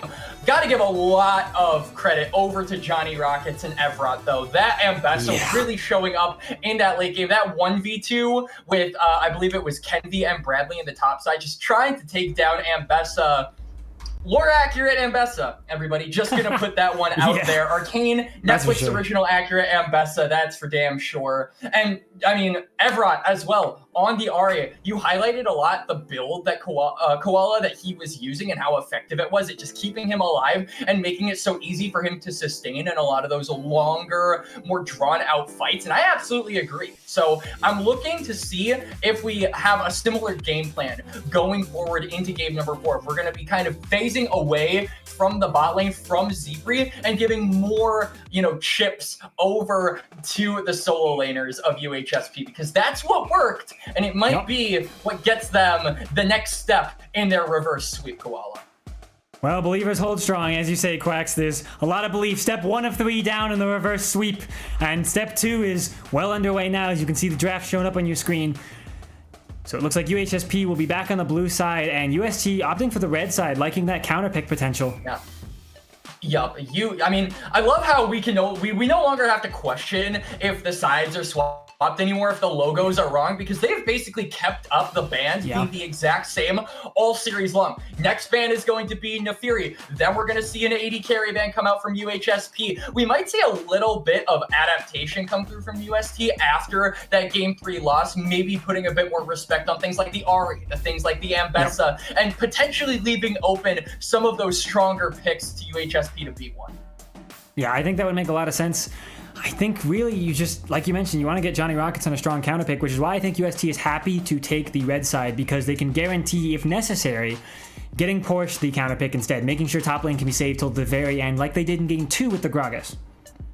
Yeah, absolutely. I like that Gragas pick a lot. And now, Nefiri going to be taken away, probably going to be seeing, that Varus taken off. Now, the moment of truth. Are UST just going to say, screw it, we ball with Lulu for a 4th time, or are we going to take away that Ambessa? Are we going to try to kneecap Johnny Rockets as much as humanly possible? I mean, the man, it doesn't matter if he's kneecapped, because he can just strap a rocket to his back and fly like he did in game number 3. They're not going to change anything. Lulu is the ban. So UHSP, are they just going to go for the salty Runback on the salty Runback? I don't know, we'll have to see. I imagine it would be a Sejuani first pick. It's been very strong in the series, both sides liking it, and there it is. Will we see the Jinx answer from UST?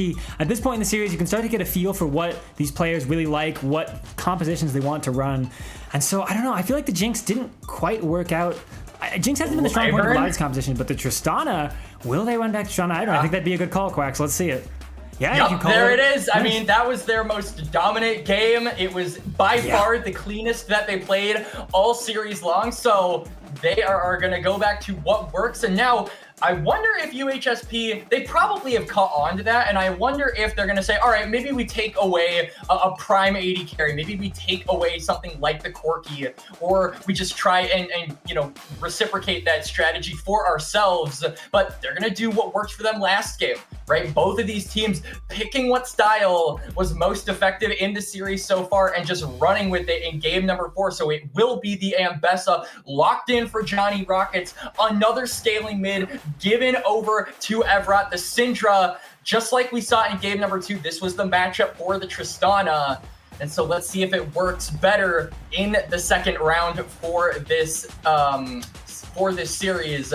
UST, I would imagine, probably just going to grab up, a Renekton would be good. They're going to save that second 80 carry until the second phase, which I find a little bit interesting, personally. Maybe they want to just keep the flexibility of Tristana open-ended. It's a good point, yeah. Leaving that flex alive is never a bad thing. It means that you can kind of confuse the opponents, say, hey, Tristana could go bot, it could go mid, so what are you banning? Are you going to ban more mid laners? Are you going to ban more ADs? What are you thinking? It's hard to say, although with the Jinx ban already from UST, this tells me I would imagine Tristana might go bot this time, as banning out some AD carries they themselves could play would be surprising.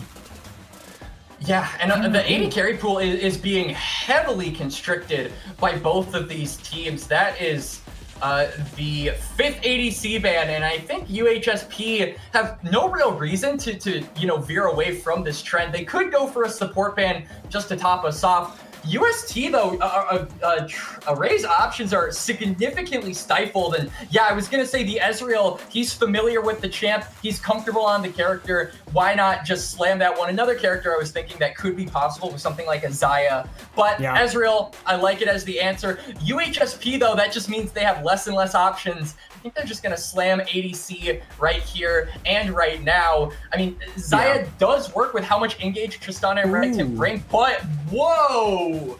Smolder going to be the hover. I would imagine that's locked. Yeah, that's going to be locked. Wow! They are pulling out all the stops, all the dark technology here, Koala. Yeah, that's certainly some dark technology. That is it's not quite a hyperscaler like some people would think Jinx is, but in my opinion, I think this is the scariest scaler out of the AD carries. And a Braum secured as well to deny a lot of that frontal damage from an Ezreal and a Tristana. That's terrifying. Exactly. I mean, that was banned in game number 2 away from UHSP. So now they're able to grab that one up because of the heavy ADC emphasis that UST put on those second phase of bans. They'll snag up that Braum, they'll snag up that Smolder. And this is just a scale game, right, for the side of UHSP. Yeah. Accumulate that dark power from Syndra, get those stacks for Syndra to get that execute, get Smolder to 225, allow Ambessa to get to 2 to 3 items.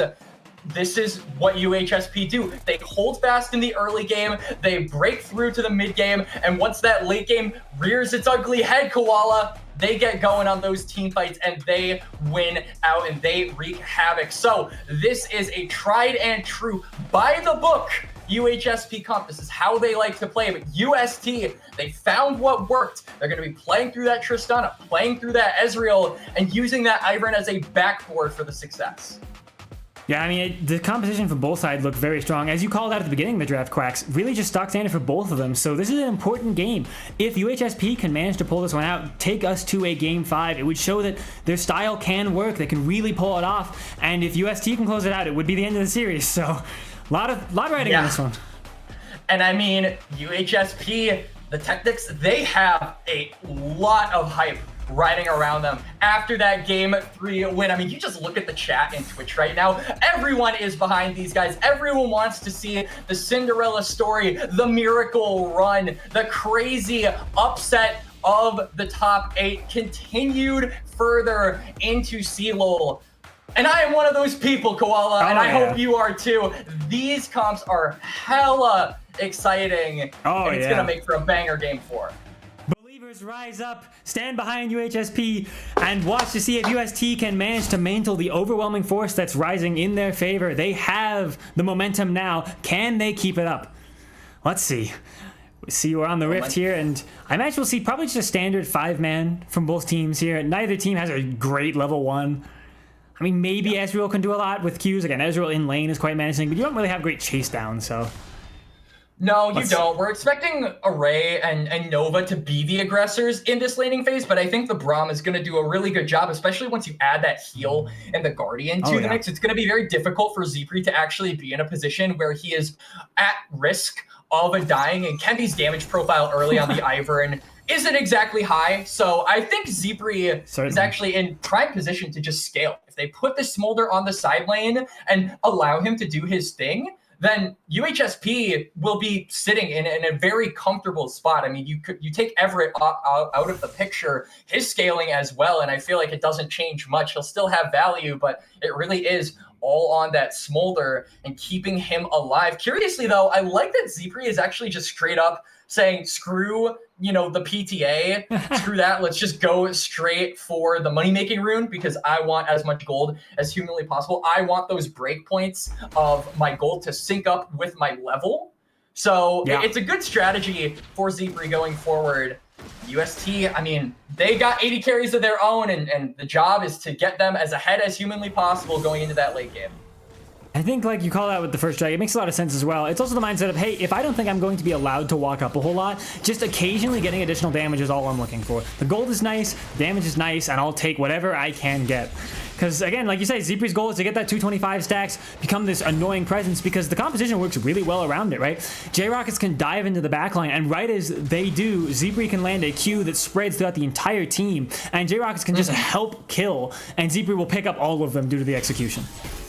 I mean, minus Array as well, you know, if you're able to limit the possibilities of this Ezreal, then the range from UST really isn't there. I think if you can put yourself in a position where the range doesn't play as much of a contributing factor into a lot of these fights, then UHSP will be at a really advantageous spot for, like you said, that AoE from Smolder to do its thing. The flash forward from Nova, can they go for it? Array already used the cleanse, so they've got a lot of ability to block forward. The flash forward from Array and a first blood. You said it, Quacks. The aggressors would be Array and Nova, and they found the kill.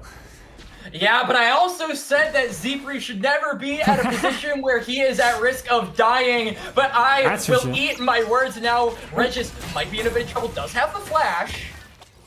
I mean, I was going to talk about who's going to tank tower, but at this point they're not under tower. Regis running away, forced to flash away, but it will keep them safe. So really, really well played escape from Regis. But still really, really good aggression from Array and Nova. Kill going over, and now Zeepre. Oh no! It's a run back of the last game for UST in the early game, but that means that UHSP probably isn't too concerned. Again, they were in a situation like this last game where the Nidalee was demolishing their AD carry. Zeepre was not allowed to walk back to tower, and they still managed to pull it back. Yes, it's looking bad again, but they can stay calm. If they pulled it back once, they can do it again. They absolutely can. It's about that mental fortitude for UHSP. 100%, I agree with you. But it still doesn't make it hurt any less. Array, 2 kills. He's going to reset and get, I would imagine, a tier of Sheen. It's going to be eaten good. Sheen, honestly, not the most, damage dealing component in all of League of Legends anymore. It isn't the biggest spike for Ezreal, but it certainly does help with how many abilities he is going to be chucking out in this laning phase. And meanwhile, Zeepre has nothing but some boots, but he flies, so does it really matter? Certainly. The benefit of the Array items in conjunction with each other is that oftentimes in Ezreal's first base, you have to decide if you want to buy a tier and a longsword, which is a little bit of damage, but is mostly just sustained to help you cast spells more, or if you want to go for something like a Sheen, which is a little bit more. The benefit of both is you can just rain spells down that all deal annoying amounts of damage in this early game. Speaking of raining spells down, you see the top lane is trading basically their entire kits back and forth. Rocket's coming out in the benefit of that trade, though. I mean, Kenvi is the jungler on the top side of the map. James is nowhere near this exchange, so if a fight were to continue, you can see Kenvi would be the first to respond. J-Rock is actually going to cancel his teleport, so he's going to stay on the map. I wonder if a dive is possible. They see the Ivern on the ward, but Porsche, notably, is rather low on HP, and Kenvi isn't tanky enough to take up more than 2 tower shots, I think. Yeah. They're going to cancel the reset again from J-Rockets. It looks like they just want to waste their time a bit. Let Porsche sit with the wave outside of tower, deny a little bit of experience in gold. And they will succeed at least in doing that. But now with Jame on the way up, it looks like Kenvi will have to back away. However, they have not. They're going to make a play here. Is this a mistake? I don't know. Porsche actually has hit 6, so I think that will be the difference maker. As much as UHSP would like to play, there's the flash forward from Porsche, immediate R to get the additional Fury as well, but the flash out from Rockets means that Kenvi's actually in trouble, and the fight is turned around by Rockets. The roam-up from Bradley might be enough to maybe make a play here, and with Jame very low, it looks like they have nowhere to go. The Buster shot as well. The auto attack on the tower a little bit looks scary for a moment from Bradley, but they will clean it up.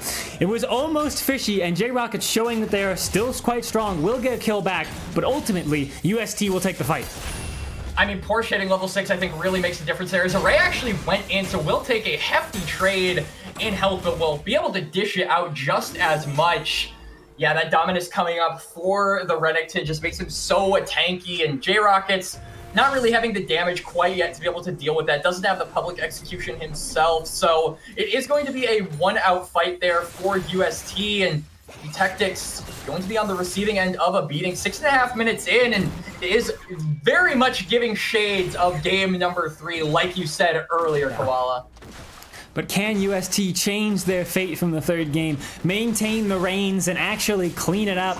Or will UHSP find the angle back in once more with their long scaling? I don't know. I think that, again, they did it once. I think they can do it, and their scaling's different this game, certainly, but it's still scaling. It doesn't really matter how different it is. It's strong, and the longer the game goes on, the better they'll feel. As Porsche sort of winning a trade up here, Rocket's able to escape safely, but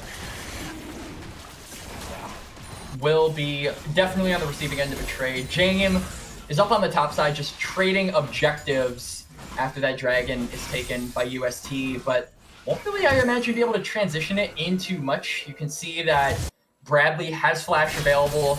Porsche is getting Dominus very, very soon, so if a tower dive were to be on the cards here for Eutectics, they would have to act very, very fast, and I don't think that window is there for them. So despite getting the objective, they're not able to really transition it into much else. No, not at all. At least Suzipri is going to be farming safely here in the bottom lane, trying to pick up as much farm as they can. Obviously, they died twice very early on, but now, these last couple minutes, they've been able to be calm, make sure they land that Q last hit on the minions, and get those dragon practice stacks. The threshold is 225, but really 125 is a big threshold as well. When you get that AoE damage, you can start fighting much more reliably, even without the execution burn. It also just makes the last 100 to 225 a lot easier to get, right? It really is, I agree with you. It is that first, added effect on the Q. That is definitely the most difficult time for Smolder. And Zipri is, being able to get himself outside of that. You can already see the Qs are starting to deal AoE damage. So, yeah, I mean, it's just about holding fast. Flash forward from Nova, and like you say, they have to hold fast, Quacks, but can they win? Kendi is here to shut down their phase. However, the turn is really good. The mom from Sir Zepri doing an insane amount of damage, and once again, the Ivan survives. However, the roam down from Everett is exactly what UHSP needed. Array gets another kill, but manages to pull off, flashing forward onto Zipri, but they have the barrier and will survive. Shut down over to Jame, and Array tried their best, but couldn't get everything they wanted. Really, really good response there from Everett and Jame. They turn the fight around, and Sir Zipri with the clutch barrier to keep himself alive. Critically, Array is shut down. The gold goes over to the Sejuani, and normally you would be saying Sejuani, not really the target you want to give that shutdown over toward, but I mean, we saw what happened when Kempi was fed on the Sej in game number 1, and I think Jame, this guy has been a Sej merchant all series, so my confidence is there for the jungler of UHSP to utilize that gold to its fullest extent. And there's the public execution right as Porsche tries to walk away. The Dominus pop for the additional health, but they will be able to escape. Johnny Rocket's not quite able to close the distance fast enough. And now, actually, Kenvi on the wrong side of the map. Tried to go for a cheeky invade, but is being caught out very easily. Can Everett finish off the kill? There it is. Actually doesn't have the unleashed power, but still will be able to clean it up as Bradley needs to walk away there. Hightail it out. I mean, Kenvi just stepping too far up, not respecting the move from Everett, and it's another kill given over to Sintra. 2-0-1 now. Everett was the saving grace in that third game, and now Zipri might need some saving of his own. Or does he? Zipri going in, takes the fate into his own hand, forcing Array away. They wanted to go for a dive, but Zipri says, no, I'm fine. I am not the princess in the castle. I am the dragon defending it. Watch me roar, and boy, he forces Array away fast. Yeah, call an ambulance, but not for me. Mr. Zipri comes up big. Forces a teleport out of Everett, so UST, not without their advantages of being able to trade things across the map, but still, it's a dive dissuaded. UST not able to get the gold onto Array that they desperately want and desperately need at this point, as the gold difference between 80 carries has, stifled significantly as UHSP are catching this Smolder back up once you factor in those stacks as well. Bradley, though. Buster shot used, trying to push back into their own team, but unfortunately, Bradley does not find the angle on Everett. Meanwhile, the biggest top lead is what you see in this top lane here. Porsche versus Johnny Rockets. Porsche up about 1,000 gold, not quite, but still losing out on these trades despite how strong this Renekton is. Johnny Rockets putting in a big fight. Yeah, absolutely. Johnny Rockets going down swinging, but not going down at all in this case. He's actually going to stay on the map. His team is right behind him as Nova doesn't have enough of a team behind him, maybe. Nova's quite tanky, though. A really strong tank with an Ivan there. Will eventually go down. Horse wants to walk back in. Flashes over the wall. Goes to the play with the Dominus health. Can make this play. And look at Kendi keeping them alive along with their own healing. Bradley going in, jumping over the wall. I think Regis is not long for this world. And there he goes. Exploded easily. And what looked to be almost scary for a moment for UST will be turned around due to a beautiful flash play from Porsche. Yeah, Porsche, I mean, he was at around 1/3 HP, but he flashes forward, knows that he has the Ivern as well as the Dominus, so there's a bunch of safety for the Renekton. Kennedy repays him by canceling his back and aggroing onto the Grubs. Classic jungle top lane relationship, if I do say so myself. I can't believe Kennedy was at the Grubs right in his face. Honestly, I'm surprised Porsche got canceled. He was moments away from resetting. But now, unfortunately, because Porsche is not able to reset and very low health, has to walk away, and J-Rockets can walk down and contest the Grubs. So what should have been a very easy second 3 Grubs will end up being 5 Grubs for UHSP. Yeah, and that is absolutely massive for Sir Zipri. If he can get the gold from the plates, it really feels like, you know, despite Sir Zipri keeping up relatively, you know, nicely in farm, he's about 10 ahead of Array, hasn't really been able to get a lick of tower plating so far in this laning phase. And so if they really want to make use of getting their, you know, power points, their carries ahead with these Grubs, making the most of this advantage that they got, they really have to start getting some shove in for this Smolder to abuse that. Both AD carries at 1 item currently. As more fighting here on the top side, Porsche is not willing to let his lead go unused. I mean, it's a tense game state with Drake up currently. I imagine both teams have that Chemtech Drake up in their eyes. First items coming out for most members of both teams now, especially UST. Bradley quite strong, 201. You can see that, I mean, really this next objective will probably be the breaking point. Neither top lane has teleport though, so they'll be fighting on the top side. I mean, it's a little bit difficult for Ivern to just go with impunity toward a lot of these objectives. One of the things that Ivern really struggles with is neutral objective taking, and so he needs his team to back him up. He does have a lot of shove with the Tristana and the Ezreal. You're seeing that they're collapsing, as so is J-Rockets. Porsche has nowhere to go. Unfortunately, does damage just barely, still in tower range, and J-Rockets with a beautiful public execution finds a massive shutdown. Once again, J-Rockets showing that he might be able to lock down and carry a game. Yeah, I mean, Johnny Rockets is coming up big here, and most importantly, he shuts down one of the prime carries of UST. But now UST maybe want to try and return the favor. 4 down bot lane. The power of Mom there, clearing most of the wave. Not all of it, though, unfortunately. I think Sir Zipri is looking to get a little bit more CS there. With Kennedy still down here, they can deny the farm and will secure the tower for themselves. This will be the first tower of the game. Actually, no, they just can't quite. With Johnny Rockets having 5 Grubs, he may be able to get this tower first. The next wave's already here. I think and so. It looks like just barely the Mom from Sir Zipri will secure the first tower. Oh, the wave is crashing, so maybe it's first turret over to UHSP, but second turret is most definitely going to go over to UST. Maybe 2 kills to boot. They're going to heal to try and take it. That was a little bit close, but unfortunately we just not quite able to defend the tower for long enough. And now Bradley wanting to go in will be scattered weakly back away. And now, unfortunately, Porsche dying once again. UHSP really putting resources into J-Rockets as James is up once again to help now maybe secure a tier 2. Again, 5 Grubs. This tower will melt. I mean, and it's not like Sir Zipri needs a ton of assistance. He just needs to get to 225 stacks and he'll be relevant no matter what. The pieces are going to come together for UHSP as long as they just keep bucking onto this trend. And even Zipri is looking to get his hands dirty, saying, all right, I'm going to try and take the fight to Array for once. Array forced to walk away. UHSP playing this game out extremely well over the course of the last 5 to 7 minutes, and you would not think that after the first couple of minutes of this match. It was looking extremely dire for them, but like game number 3, like how UHSP always do, they find a way to come back. They're like a case of bad bacteria.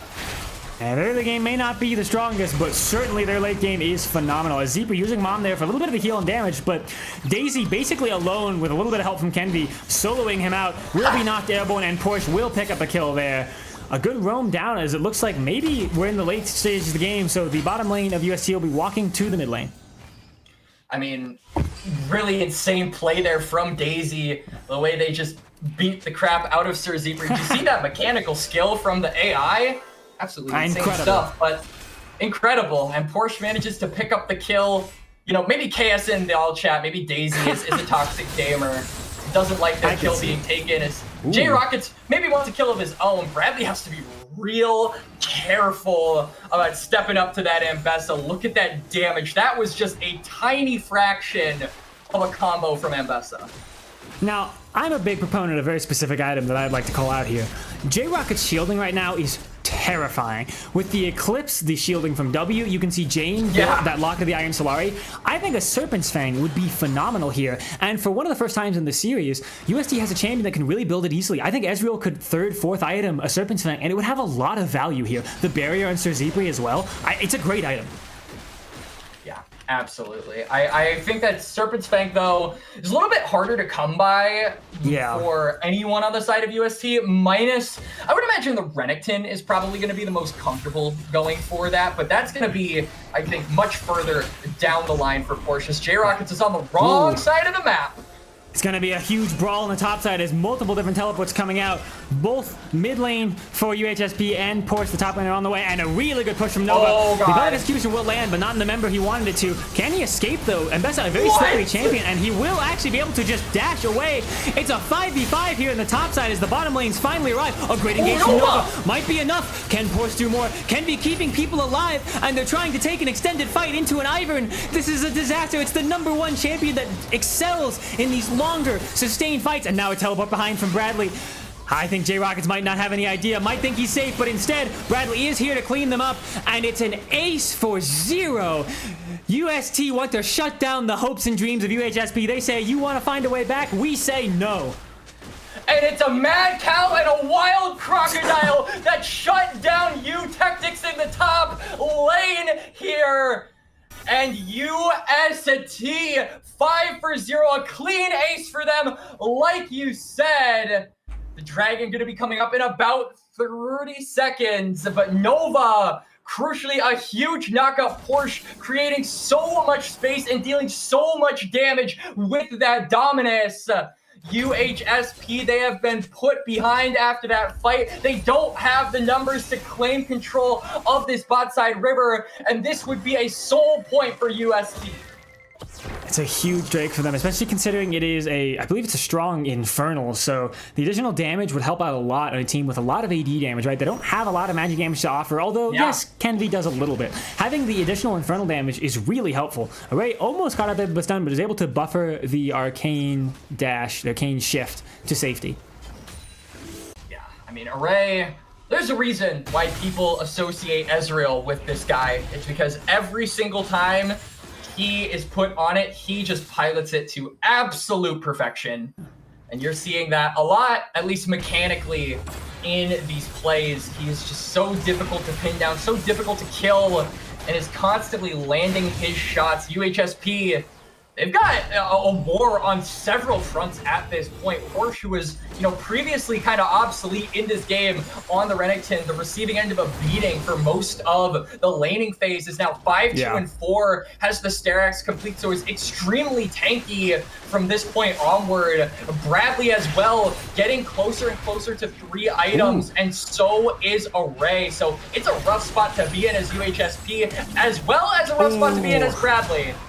A really good teleport play. However, Bradley survives the Buster Shot. That's incredible. J-Rockets just teleport flashed in to make this play and won't end up finding anything. They have the public execution. They probably want to try something. They just barely can't. A great survival from Bradley. Once again, the power of Ivern keeping them safe, and now Array walking straight to their death. Didn't know that Regis would be there until too late and will die. Absolutely. So it's a failed kill onto Bradley, but a successful one onto Array. Herald going to be popped, and I don't think the crash is going to be enough damage to actually take this one down. Maybe the combination of the additional damage with the mites, that will manage to secure it for them. Now UST maybe want revenge. I think they're looking at how low Zipri is health-wise. They say, hey, if we can get onto them immediately, it will be an easy kill. But Zipri, very safe, as you mentioned before. The flap cracks is so annoying to deal with. Even with the now just tier 1 boots, you really don't need more than that with the Smolder. You're safe enough. Yeah, and I don't see the current Smolder stack count at the current moment, but I do think that the rule of thumb is that you should be aiming for around 10 stacks a minute. So by around minute 22, minute 23, you should be looking to hit that 225 mark if I'm remembering my Smolder mains accuracy rule of thumb correctly here. Forgive me, I've never played Smolder in my life. I'm not a dirty 80 carry main, but I do think that is supposed to be correct. So the next couple of minutes, we should see Sir Zebri hit that spike, hopefully, despite being 1-4. He has farmed really, really well. Array and him have been going band for band in the CS department all game long, as now Nova wants to go band for band with you Tactics. Oh, unfortunately, a little bit of a Daisy counter here. I think this is why we saw the Syndra locked in afterwards. You can't just kind of pick up Daisy and invalidate her. Even if you have to throw her back down eventually, sure, you still remove her from a fight very easily. It's a frontline tool that disappears. We can see immediately UST going to take this Otacon. With the 3 Drakes they already have, this would be a beautiful ruinous Otacon, rather. And now a teleport in from Bradley. With J-Rockets on the wrong side of the map and no teleport, I don't think they can contest this in time. Yeah, it'll go long before even a single member of UHSP has a chance to look at it. Yeah, I mean, UHSP just not quick enough on the trigger, and this is exactly what UST do. This is their game-winning play, you know, a lot for this series, is that they just teleport. They utilize these teleports in such creative and macro-intensive ways, and you can see UHSP, like you said, J-Rocket's not able to respond, but now might be in a little bit of trouble. Teleport coming out from Porsche. UST needs a little bit of time for all the members to get here. I like the idea behind the play, but unfortunately it was essentially a 5v3 for a few seconds there. They weren't super confident to go in early enough, despite the fact that Porsche was in the area as well. It's just not quite sure. And now with Smolder, I don't think Smolder's quite at that stack threshold. You can see by the smaller horns that's still at the 125. But with an Infinity Edge finish for Zepri, he's still terrifying to deal with. And maybe Array will get caught out here. The public execution does not land on anybody. However, the Glaze Operation immediately cleansed away as Porsche goes in, but is locked down continuously. Can they be kept alive by Kenby? Yes, they can. The survival is insane. J-Rocket's pushed back by a flash from Nova. Can Bradley go for more? They're looking for it. The Buster shot, unfortunately, just a push back, and a barrier use from Zepri just out of fear that they might die. A flash Mystic shot from Array is clean to finish it off, and UST take a dominant fight. The survival from UST is unbearable. It's a triple kill for Array, but Porsche is invincible. Get this man a TV show onto Amazon Prime, or at the very least, give this guy a cameo. The shield from the Styrax, the shield from the Ivern. This man does not die. UST top laner creating the fight, buying the space, and it's Array that manages to reap the rewards. As you say, Quacks, the shielding is immense from UST as well. I talked about Serpent Sang's value for UST, but I think its value is really high for UHSP as well. It can really hamper Ivern's ability to play the game, and I think Mbessa actually really likes to build the item. She's a champion that doesn't mind building lethality once she has some survivability. So honestly, as a 4th item for J-Rockets, again, if the game goes long enough, a 5th would maybe be ideal, but if this Ivern's becoming too much of a problem, it's not a bad idea. Especially with the Bloodthirst as well from Bradley now too. That's actually overhealed, turns into a shield. It certainly is a good idea. I'm with you on that one, Koala, but it's all about the timing, right? And you, as UHSP, you might not have the time. I feel like it is all going to come down to this fight. It might not even be a fight. UHSP have no vision, no wards, no knowledge, no nothing on this dragon, but they might have a pick up to Array. Array cut out, they cleanses it immediately, and Porsche goes over the wall. They're just doing this Infernal Drake over the wall so that they can turn to fight immediately. Nova low as the stack threshold is hit by her Sir Zepri. He has the burn, but it's far too late, I think. Bradley and Porsche just walking forward, unafraid to tank it up and deal loads of damage. The Infernal Soul doing so much work for them. The flash forward from Kenby met with a counter flash from Everett, and it's just a disaster. They're far too late for UHSP. 8-19, and the Infernal Soul secured. Infernal Soul secured. Jame as well is down. So UST, they're going to transition that right into a Baron. And there is no hope for the Eutectics to try and contest this. It will, for certain, go down. So it's Soul, it's Baron. It's close to a 10,000 gold lead for UST. And UHSP feeling their mortality, feeling the edge of the cliff coming closer and closer to them. One more fight might just do the trick, and it'll be a miracle if UHSP can continue this game afterwards. You can see some strong item spikes coming out from UST, very nearly the Death's Dance for Porsche. Actually, no, I think that will be the GA from Porsche, actually. And a 16-stack Medjai's from Kenvi. That's so much AP that you really shouldn't have to deal with on a normal Ivan build. Ivan likes to build these supportive items to give heal and shield power, but with 16 stacks, he's so strong, and now, actually, unfortunately, J-Rockets might be feeling the strength of a different member of UST. Bradley doing an insane amount, and Nova's here just to make sure nothing goes wrong. I don't even think Bradley really needs Nova's help. J-Rockets just making him go on a run. Yeah, the bomb is going to be enough. UST, they're going to just overload this top side. J-Rockets is down for another 40 seconds. They have a man advantage for almost a minute. Combine that with the Baron buff, and they are just going to be looking to siege with this Tristana as quickly and efficiently as possible. We got a Crocodile walk in here. Give him his space. If not, be damned and go down. Jame is not long for this world. Man, the slows are so powerful inside of UST. And remember, this is a Baron push that is empowered by the Otacon, along with the Infernal Soul that is also empowered. UST is a menacing force, a hulking mass of enemy champions walking straight into the enemy base. Yeah, they got the bomb. That should be enough to finish off the turret. The walls are closing in Koala. UHSP, they have to go for a fight. They have to go for something. Bradley looks like he's a flash from Nova's. Beautiful. Oh, and the public execution does not land anywhere. Regis will end up going down as Bradley cleans up a double kill, maybe a triple, but it will be the game to UST. Regardless, there is the triple. Do they want to play for the Penta here? It looks like by their movement, they really do. The Bradley should go, Regis should go down to the bomb here. No, just barely not. They're having a little bit of fun with their food, UST is. And it will end up just being the game as Bradley cannot get anything like a Penta. It's a clean series. After a shaky game 3, UST will take it 4-1. UST gonna move up in the lower bracket.